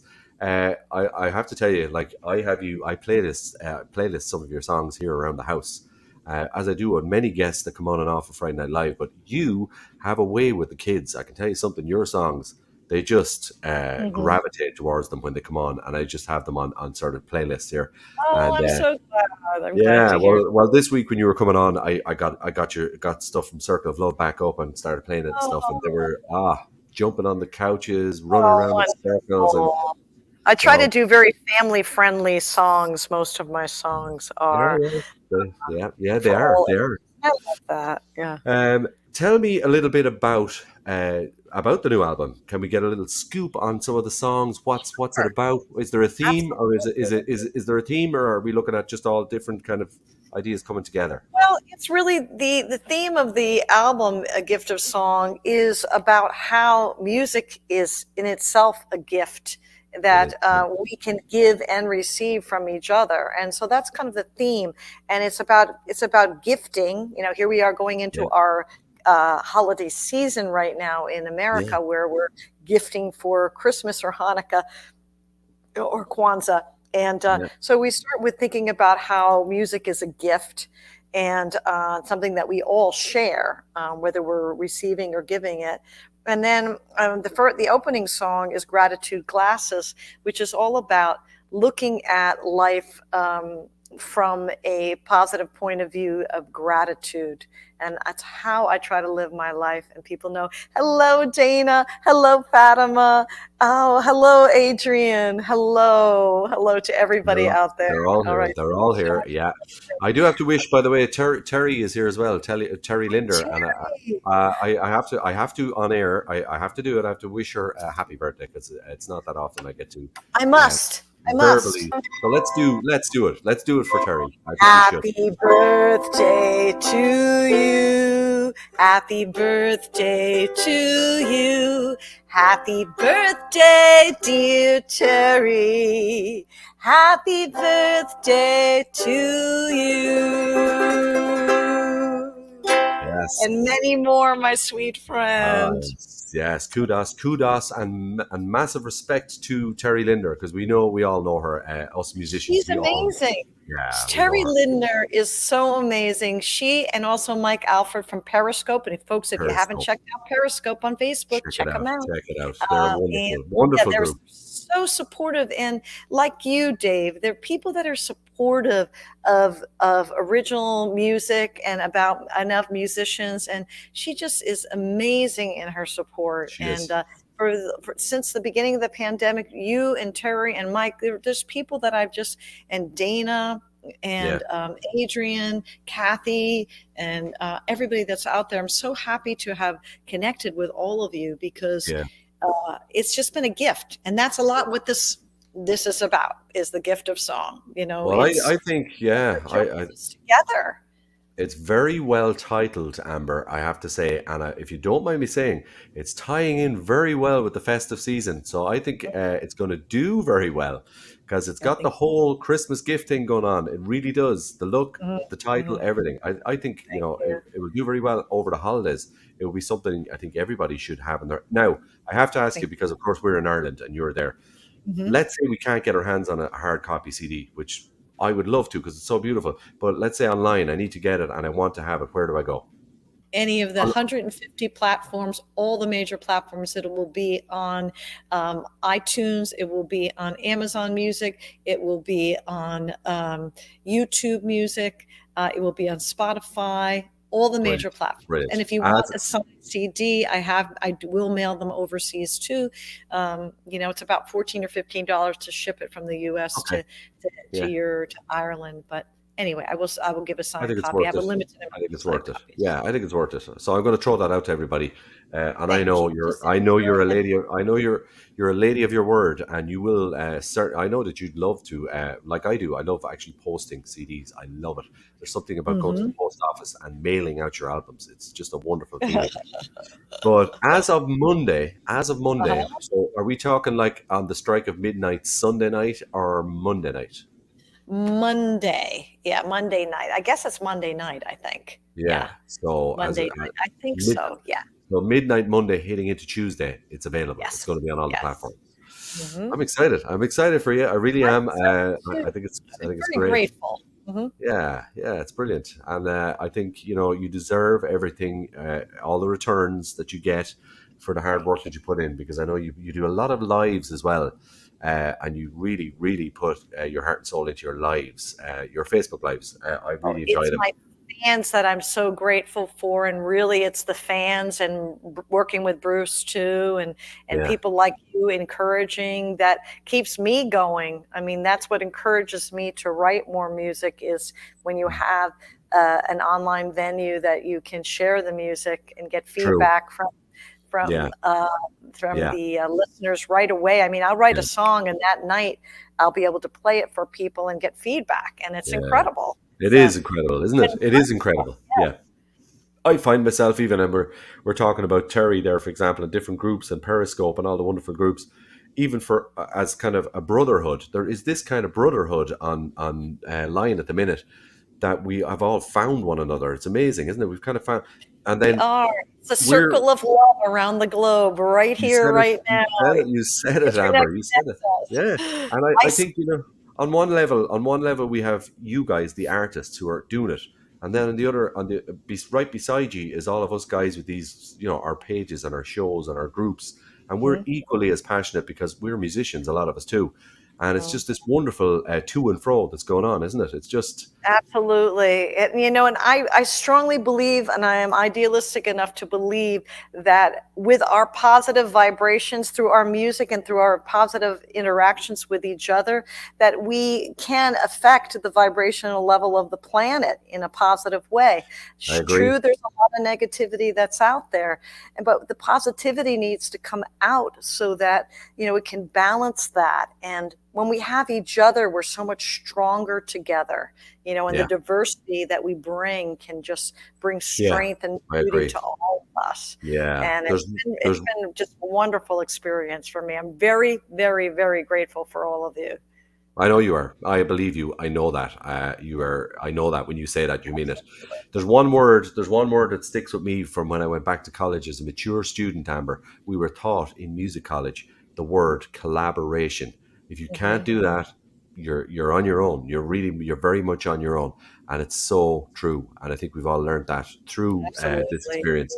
You are one of the best examples of an open book and a soul who just collaborates and just gives, receives, and lets it happen. And I really love that about what you do, and I mean that genuinely. I do love it. I can't wait. I can't wait for Monday at the stroke of midnight. It's going to be amazing. Amber Crowley, album number 2. Who would have thought it? Listen, I know you've got a ukulele there, so you know I'm going to ask you. You know I'm going to chance my arm and see. Would you now? I'm going to go all out here for us here in Ireland. Would you play us a track from your new album? Yes, I'll bring the 12 string if that's okay, rather than the ukulele. Whatever. Oh yeah, whatever suits, whatever instrument suits. And I'm excited about this. I love my other 12 string. You know, Amber, I used to own one and I sold it. String, I haven't. Her name is Lori. Lori, hello, Lori. Welcome to Friday Night Live.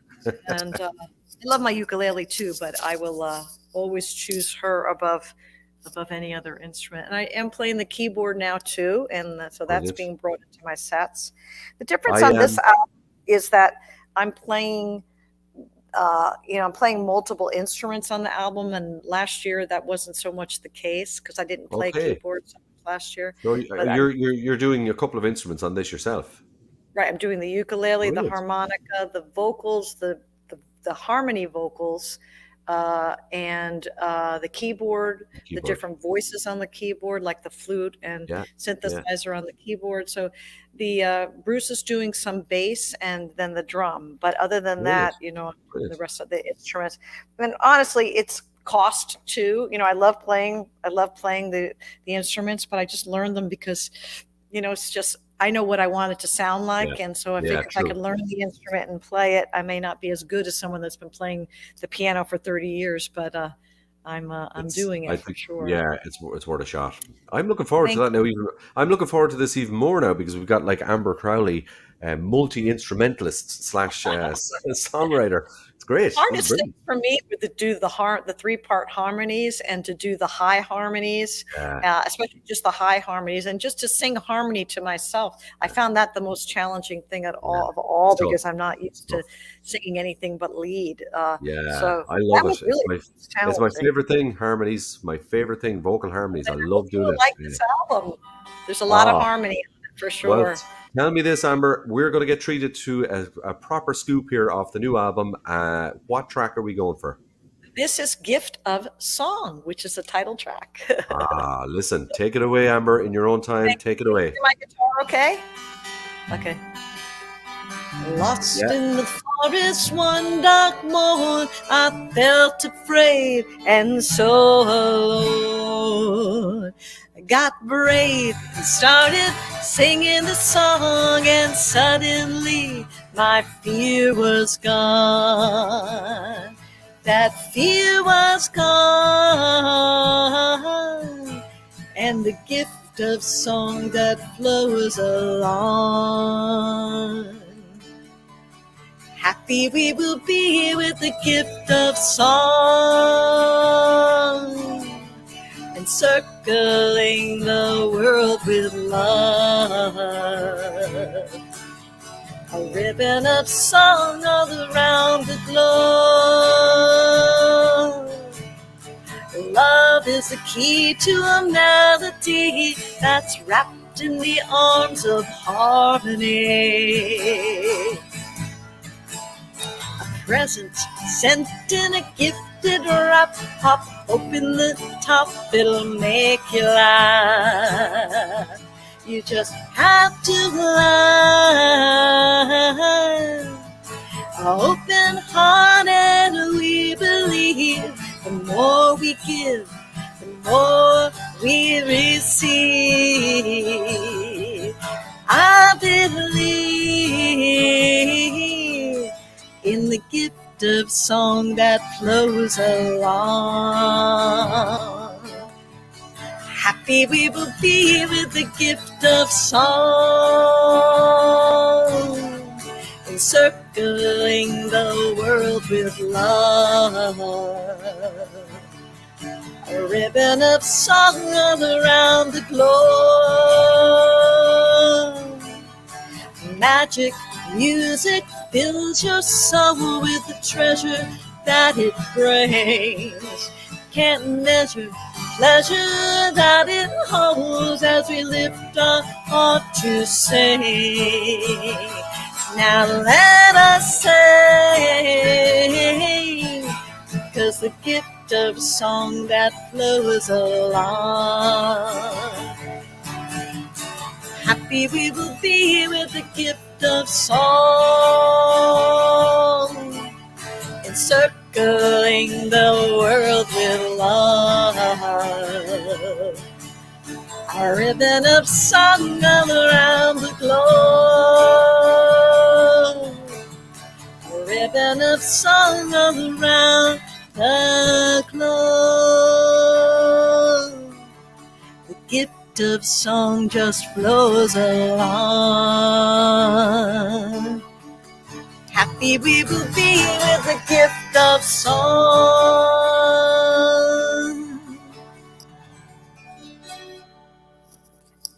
Oh, yes. Ah, Amber, Amber, Amber, Amber. You are the ray of sunshine in my life over here right now, because I'm sitting here in late evening, pushing towards midnight, and that has just made me feel like I could be on a beach in Florida right now, chillaxing at 2 in the afternoon with a beer. And just hey, cheers, my friends. Oh my God. Okay, well, let's do that. Let's cheers each other. Absolutely. And hello to Kathy Mestman out there. I see you, Kathy. Thank you so much for your comments. Thank you, everybody. Everybody is in and very supportive. And thank you all for coming over to Friday Night Live for the night, guys. I appreciate it. I do appreciate everybody coming over. I wish you all the best with the album starting from Tuesday morning and the wee hours of Monday midnight into Tuesday. I know it's going to do fabulous. I know it is, and it's a pure Christmas gift as well to put into your stocking for everybody. CD or download, it doesn't matter. It's all good. So listen, I'm going to let you go and relax and chill out. And thank you again so much for coming, for giving me your time. Much. I appreciate it. You're welcome. You're welcome. Amber, you know that you're going to be back. You do know that because... I hope so, Dave. I love coming back. You're becoming one of my favorites very, very rapidly, and you know that. So appreciate that. I think perhaps over Christmas, maybe we've got a couple of specials coming on, a couple of big shows, and that we'll definitely have to touch base and get you back in. I'd love to do it. You just let me know. I will, because we need it. We need that positivity, Amber. We need it. Lots of it. Thank you. Thank you so much, Amber. Take care. Thank you for having me, Dave. Bye. Take care. Bye. Amber Crowley there coming into us from Florida. She was upstate up towards kind of, I think it was New Hampshire up around there, back in the sunshine, following the sun. Wow, she's quite the lady for following, like, what a way to live your life. It's great if you can follow the sun that way between different parts of the States, because it's so versatile, the climate and everything. It's great to be able to do that. But Amber Crowley, The Gift of Song, check it out, guys. I'm going to put up the link to the album, because I know she'll send me stuff later on tonight or whatever. And Amber, we will stick up the link to the downloads and where it's at, coming as of Monday, midnight Monday, guys. And do it. Go and download it. Go and download it. Go and get the CD. Get the CD signed from her, because she will do that. And I know that's her thing. That's what she wants most out of it. And support her, because this lady, in my opinion, has just been so productive, so amazing throughout lockdowns and the pandemic. She's cheered me up on numerous occasions. Go watch her live, by the way. Facebook Lives, Amber Crowley. Watch her live. Do her Facebook Live. They're on most nights. And I know Tuesdays are popular and Fridays are popular, but check her out. And Amber Crowley Music, and you'll find all the lives as well. She's just great fun. A whole barrel of fun and a positive lady. Thank you so much, Amber. So moving on towards the end of the night, we're a little bit behind, but not too much, thank God. We have our final segment on Friday Night Live, which is called Poetry Corner, curated by my friend Catrice Greer in Baltimore and Washington in the States. And we have had many, many, many super guests on this segment since it kicked off, and we're into episode 31 now. And I have learned so much about poetry, spoken word, all the different performances that go with that and how it works, which I knew nothing about until myself and Catrice met up and this concept was born. So tonight I'm delighted to welcome Robert Fried Kenter, who will be joining us tonight, talking about many things that he does, because he's not just a poet. He's also a playwright. He's an editor. Many different things he does, a performer as well. So we're going to talk about all that stuff with Robert in a minute. But first, he did send me a really, really nice video today to intro, and it's called Consortium. And it's quite, I must say, intense, and I like it. I like the intensity of it. And I've looked at it a few times earlier on. It's really, really cool. So without further ado, I'm going to just put you straight onto that, and then we'll talk to Robert in a couple of moments. So this is called Consortium by Robert Fried Kenter.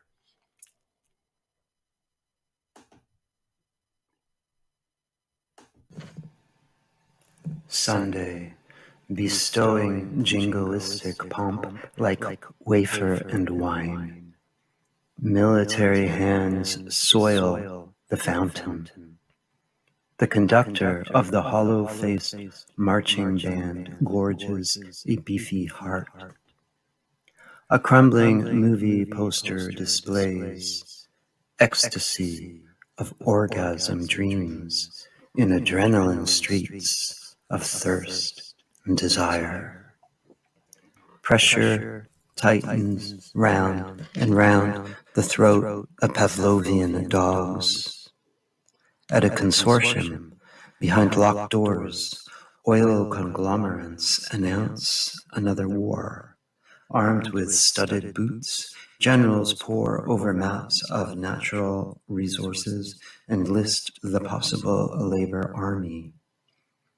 Unanswered, flushed, outside beach hotel, simulated love is given power.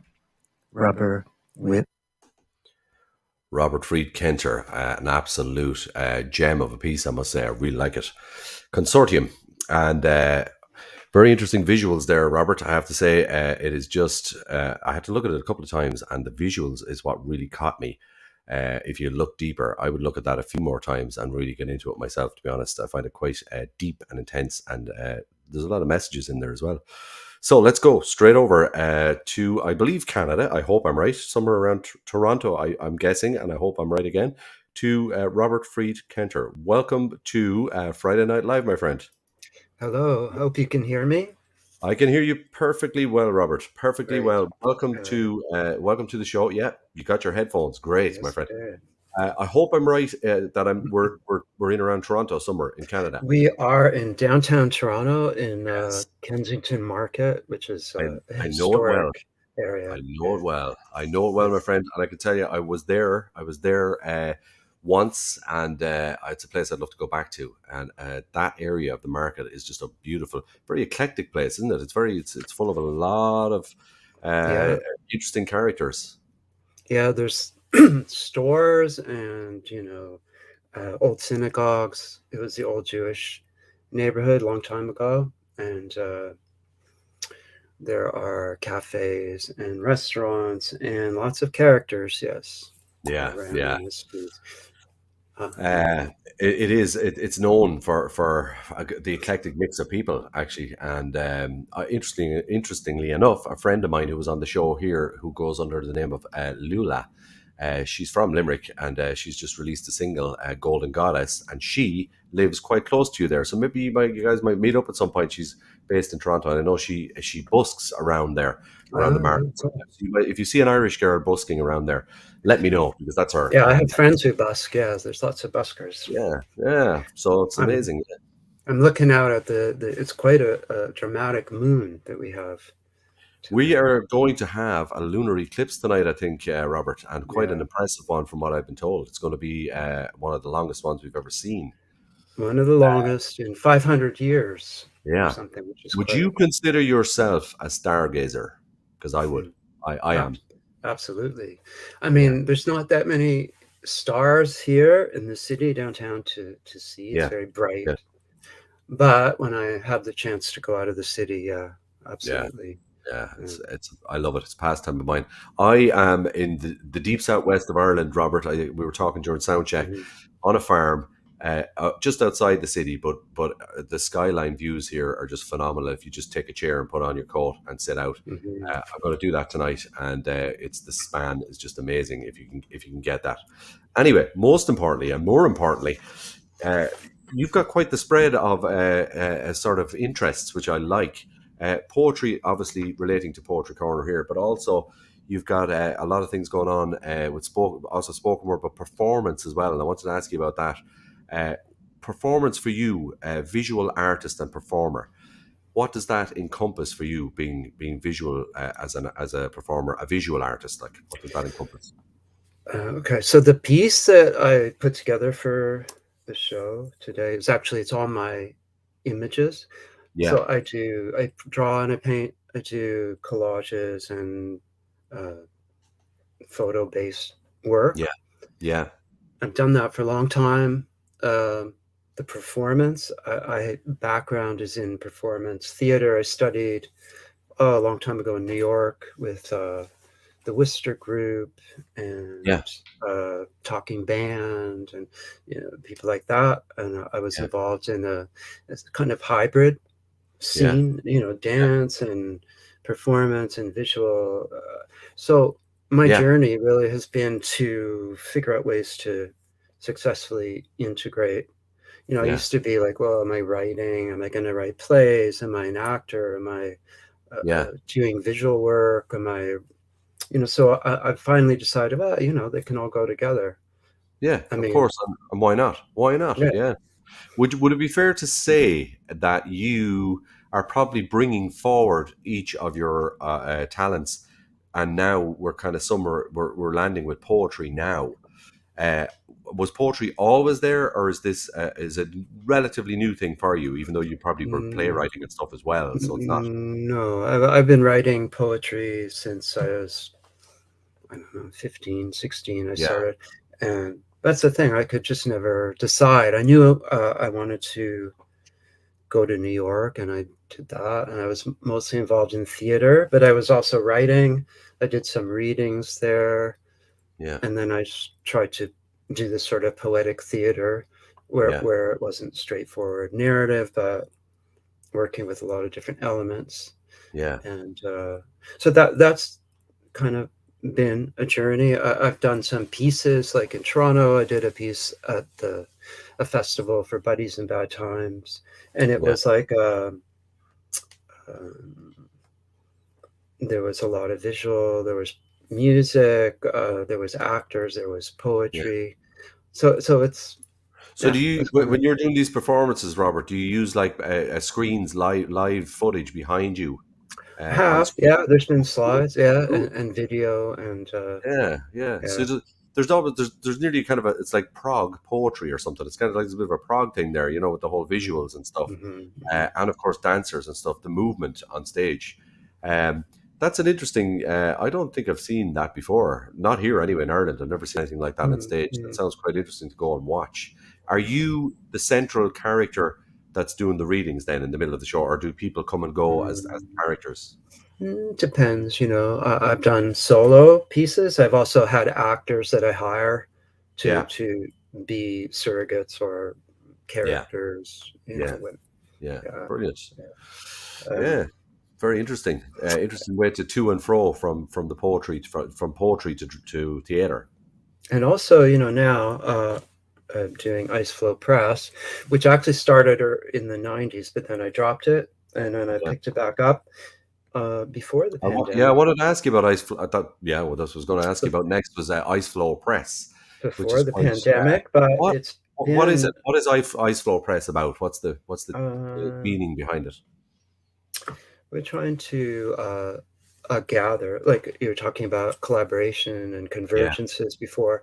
So we're gathering people internationally that I meet. I have a co-editor, Moira Saucer in Alabama, and then we work with Adedayo Agaro. He's Nigerian, and he's an editor. He's now actually in Iowa, going to the Iowa School of MFA program, and we've published books. Here's some of our books recently. Let's have a look. We have what do we have? This one, Dawn's Fool. It's by a North Carolina poet named Kyla Huboltz. Cool. It's a beautiful little book. It's kind of ecological. Yeah. I did the cover for this. I do all the design and the covers. Just out is a book by Kushal Podar, who was living in Calcutta when he wrote this, and it's his diaries about the pandemic, actually, for 2 months. Okay. I commissioned him to do that. We have a book by Bola Opeleki, which was our first release, actually, in 2019. He's a Nigerian poet who's living in Winnipeg, Canada. It's brilliant. Poet. UK's own Miggy Angel at the Boy Bestiary. Cool. He's also a performance poet, musician. He ran a website, Burning House Press. It's very dark and edgy stuff. And I had my book in 2019, which was also a hybrid Audacity of form. It has poetry. I wanted to ask you about this. I want to ask you about this one, Audacity of Form. Tell me about the thinking and the ideas behind that book, because it's kind of interesting the way you use the word audacity in a book form. That's the first thing that struck me to put that on the cover. What's the thinking behind this book? It's actually a friend of mine. Her sister was dying of cancer in New Orleans, and we were having late night conversations for quite a while. So she was a burlesque dancer and a ballet dancer, and it refers actually in some ways to her performance, the audacity of being a classical ballet dancer and also a burlesque dancer. And it's also it's just a play on that, and on a sense of that it incorporates lots of different hybrids. Like there's poems, there's prose pieces, there's something in between, there's drawings that people made for it, and photography, and some of my artwork. So I thought it was a little bit audacious. I like it. Audacious. Yes. Well, you have Catrice is here, and as always, she's always here for Poetry Corner, and all the links to everything as we're speaking about them are going up as well. So thank you, Catrice, for your work, great work there with us. So and of course now we need to talk about the new book, and I know it's right there. You have it in your hands. Eden. Yes. Now, I am going to tell you something, Robert. I love the cover. I love it. You showed it to me during soundcheck, but I looked at it, some pictures of it as well earlier on. It's a really cool cover. It really jumps out. And now, look, for me, the lay person who is not a poet and is not a playwright or a spoken word artist, and I think of Eden, I just think of the Garden of Eden, and I see the cover, and it's a sort of garden-looking cover. But there's obviously way more to it than that. Do you want to talk us through what the thinking of Eden is? What's it about? What's the story? This is, it's in a sense, it's ironic, but it also plays on myths, the myth of the Garden of Eden, the Yeah. Paradise Lost, where we are now, and also my journeys. Like this book is actually, so it comes out of, it's more like the piece I played, the video, although it's 2-dimensional, but it's made up of drawings, text fragments. There are it's kind of pretty abstract kinds of pieces, but it's like the road, the highway, travels, and it's a accumulation of work over, I would say, 10 years of just picking pieces that to me have like almost like a retelling of the Garden of Eden myth, the story. And are you using personal experiences, as in your own life experience, like snippets from your life journeys, and we're using that kind of as a comparison with the story of Eden? Mm-hmm. Yeah, that's cool. That's very interesting. And it's like we're talking 10 years. This is 10 years in the making. That's quite the journey. That's quite the journey, Robert. It's not something many people would stick with. Kudos to you. I traveled a lot around. I love to travel, and of course that's not happening now. Yeah. But around North America and the UK, some of the pieces were made in the UK as well, or parts of them. Yeah. In London and. Yeah, you're quite the fan of the UK, because I know you've been over and back a good few times, and of course a couple of things that I'm getting used to when I do Poetry Corner. Catrice, she'll be proud of me when I do this, because when I say pushcart nominee, now that has come up a good few times, and I love that, and I kind of know what that means now, a little bit, not much, but I'm getting there. It must be a lovely thing to be kind of getting nominated for these things. Because it's beautiful. It does mean a lot, doesn't it? It's really sweet. Does. Yeah. I was nominated by a journal in somewhere in north of the UK, actually. Wow. You have you come to the UK and you've done some readings in the UK, haven't you?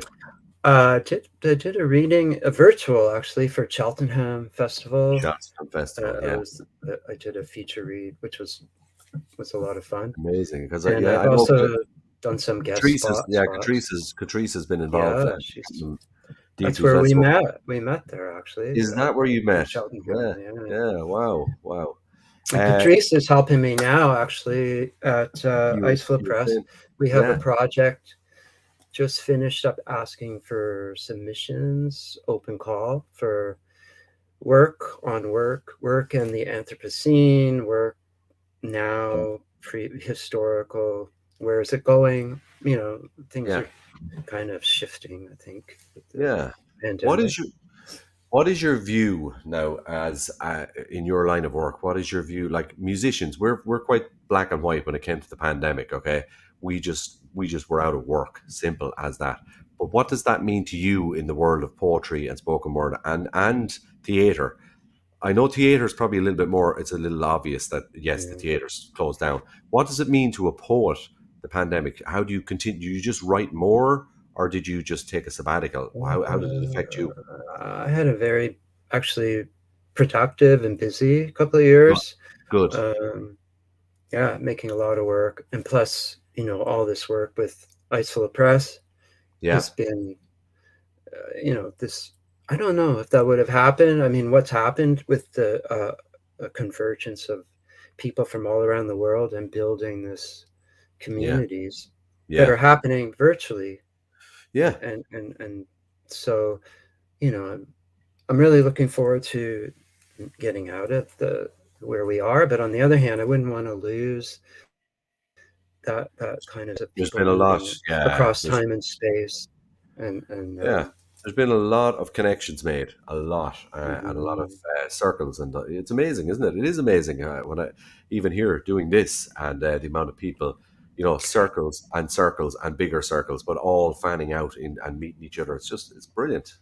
I love the guests tonight too, because I'm a big blues fan. I just wanted to say, and I've also been in bands, like not for a long time, but I was, and we did poetry and music. So that it's just, I even find like that, all these convergences, like Yeah. just coming on your show and who's on, and it's just like, wow. Yeah, that's So cool. that's the best part, is to try and mix it all up. And I think, especially with this segment and myself and Patrice meeting and all of that, and it has just really added a layer to everything here. Because we take a little segue at the end of, and we go off on whatever way we want at the end of the show, and it's just lovely. So I enjoy it. And it's slightly outside my comfort zone, Robert. I'll be honest with you. I don't know much about the worlds of theatre or poetry. Well, theatre a little, but poetry not so much. But then I had an interesting conversation, and you might agree with me on this. I said it to Catrice once, and I've said it to a few of my friends about, and some of the guests on the show here too, by the way. Well, I'm a songwriter, and that's what I do. But when I was younger, at 15, let's say, up until 17, 18, they were all just lyrics and snippets and sheets and bits of paper. So technically, could you say, like, most songwriters are poets anyway? We kind of are, in a sense, until we come up with the music. Yeah. It's quite, isn't it? It's a similar process, isn't it? It's a similar... I believe so, yeah, absolutely. Yeah. I mean, I guess some musicians, they'll start with an instrument, with a percussion, or there's different ways to build a song. You could start with words, you could come to the words later. It's like, yeah. Have you ever thought, or have you put some of your words to music that was released as a track, a CD? I have actually. I've made some. I worked with bands and had kind of a punk band in Ohio, and we were recording. Funny thing, the sound engineer ran off with our tapes. The age-old story. Yeah, typical, isn't it? Typical. Yeah. And I've done some. What happened to that band? What happened? Why did you run off with the tapes? I'm curious now. You've got me. We don't know. Yeah. So actually, I'm gonna get back together with the guitarist of that group, and I'm gonna work with a Scottish musician, Dave Alveston. And someone in Boston. So I'm actually gathering some musicians now, interestingly enough, to do some music where. Okay, so this is your new project. This is going to be a new project. A new project, yeah. Cool. And will this be in the shape of will it be in the shape of an album, or? Not sure at this point. Not sure yet.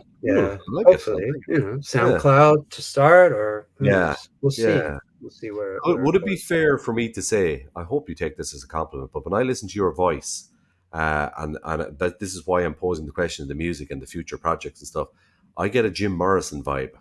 I hope you don't mind that. I hope you take that as a compliment, because I'm a very big fan of Jim Morrison, not just the Doors, but Jim Morrison in his poetic self, as well as frontman.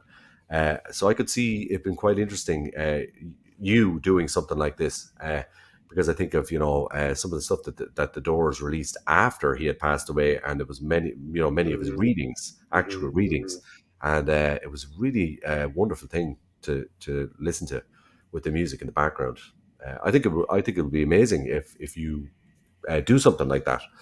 I actually have some old tapes that could be converted, or previous incarnations, some really interesting work that I worked on with different musicians, and that could be interesting to look into, couldn't it, as something to a different direction, break into the music kind of scene in a whole new level. I know some poets like to do sort of films as well, and kind of narrate to short poetry movies. We've had some guests that do that, and it's a wonderful thing to watch. I knew nothing about it until I saw it, but I can see you, Robert, definitely rocking the Jim Morrison vibe, because you're quite intense and deep in a good way, and I mean that as in an absolute complimentary way, and I like that when you have to look beyond the surface. That's the reason for it, isn't it? It's important. Do you like to write stuff very sort of in deep layers, as opposed to just quite obvious? It's just it's just how I write. I guess I've developed my own vocabularies, and it definitely comes out of my own life experience. It's, it's just a kind of a natural process. Sometimes I write, from 3 to 5 in the AM. I get up and it's just Really? yeah. And then I shape it afterwards, but that's like the time when the images are flying around. And so you just wake up, the ideas there. Are you one of those who I am, by the way, many people are, that keeps the notepad by the bedside all the time? Oh yeah, got at least a couple. Crucial. Yeah, absolutely. If I don't have it, I have to go get it. Can't sleep without it. It's amazing, isn't it? It's the subconscious working overtime, and it is where we get most of our inspiration. Just a conduit, for what comes through, right? Yeah, it's true. Well, listen, I know you're going to treat us all on Friday Night Live tonight to a reading or a couple of snippets put together. So I'm quite looking forward to this. Can you give us a little intro into what we're going to do? So it's interesting. I had these are recent poems, and I just had them published in a journal in Kentucky called Fevers of the Mind, which is fun journal, really good work. And it's interesting because they're about Lou Reed and New York City, sort of about me when I was living in New York, and there your guest was talking about Lou Reed and the so coincidental tonight how all things tie in. So I'm just happy to read a poem that is about music, sort of, but not also. So I'll do that. It's 2 parts. Brilliant. Robert Friedkenter, and in Toronto, in your own time, my friend, take it away. And thank you so much for your contribution to Friday Night Live and Poetry Corner. Thank you. Take it away, Robert. Variants. Thinking of Lou Reed and New York City. That was and is now gone, so still.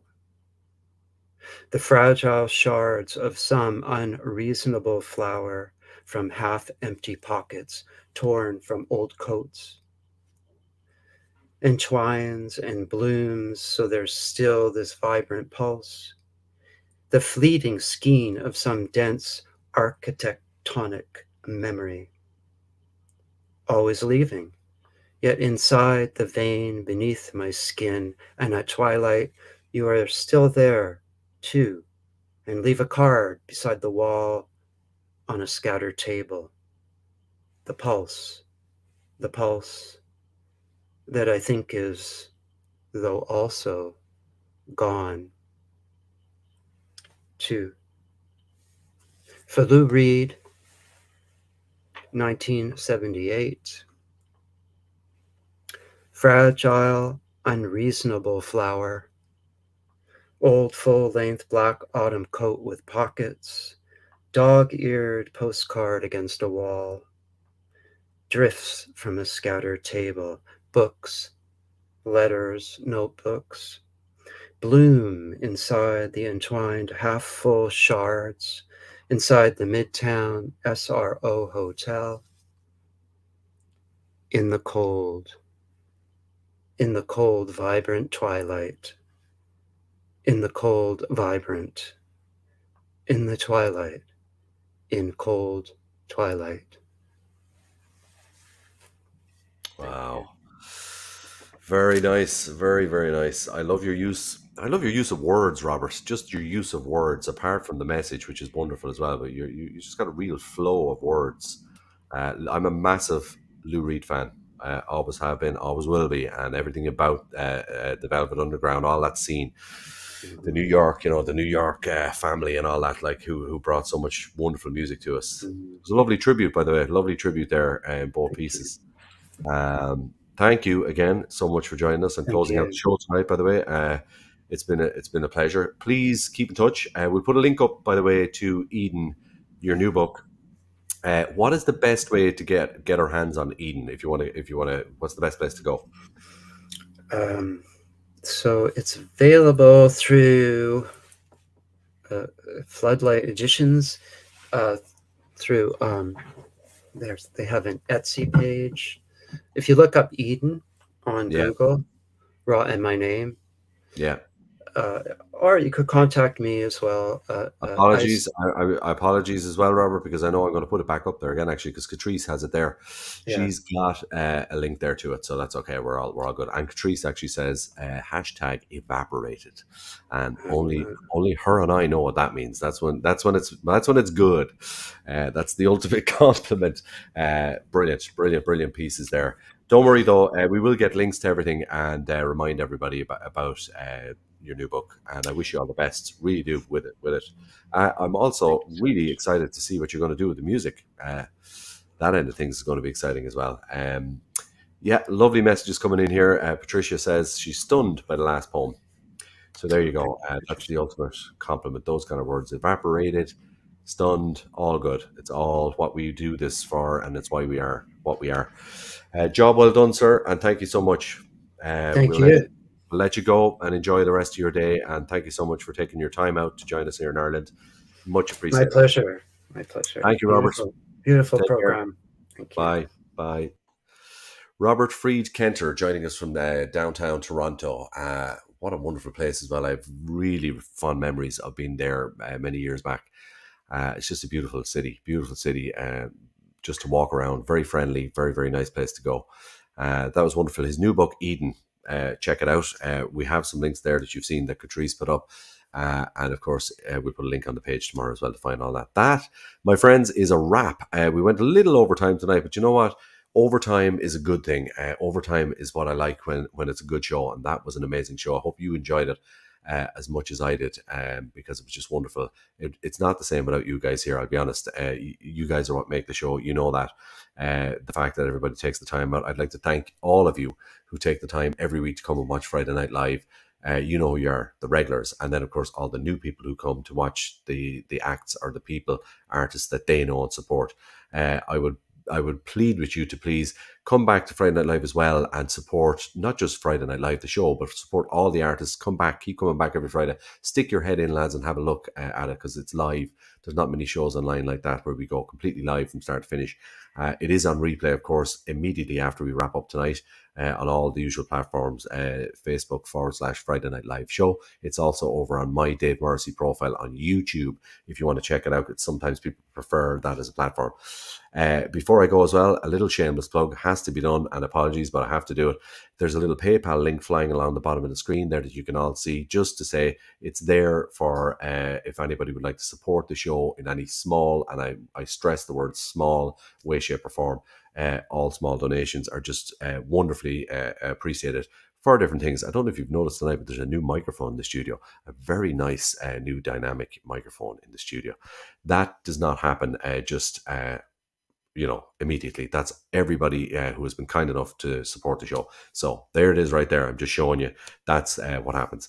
So thank you so much for all the support, guys. I'm going to leave you with a bit of music, and next week is already shaping up to be pretty stellar. I'm telling you that now straight away, guys. My guests so far it's fully booked more or less. Are going to be quite interesting. And coming up just before we get into the music, Christmas, there's going to be a couple of shows in December, but Friday week we're introducing our very, very first cookery slot. Yes, I said it out loud. A cookery slot on Friday Night Live. We're going to have a chef who's going to come on and do a segment and show us all how to cook really, really cool festive food. So you're going to want to tune in for that too. It's something different. I thought we'd try it and do something new, and I think it's going to be amazing. So check it out Friday week, our first cookery slot on Friday Night Live. I'm looking forward. We're getting all festive, lads, when it gets into starting on the 3rd of December. And then, of course, New Year's Eve is the big show, the big bang, the end of the year season. And there's some really, really special things being planned for New Year's Eve. I can tell you that now. So stick with us. Come back every Friday. Watch it, guys, from 10 p.m. through to after midnight every Friday. I'm going to leave you with a good friend of mine who was on the show a couple of months back, Mark Caplice. Or Caplis, as he would say, up in Wicklow. Mark Caplis, I should say it right. And this is his song called Catch It Here. I just love it. Mark was on the show a couple of months back and is, of course, a renowned singer-songwriter and producer who wrote a song for the Eurovision not so long ago. I'll think of the name of it later. But anyway, I'm going to leave you with Mark Caplis on Friday Night Live. Catch It Here. Thank you, guys. Good night. Cheers. Mind yourselves. like to walk someone you love straight towards your home. I hope that you know you're not alone. 7 billion people live upon this crazy world. Sometimes it feels like you're the one that carries all the hurt. When the weight gets you low, then you can't bear that load. I can catch a tear, won't you let me? When you need a shitty joke, I tell you all the ones I know. If I can catch a tear, won't you let me?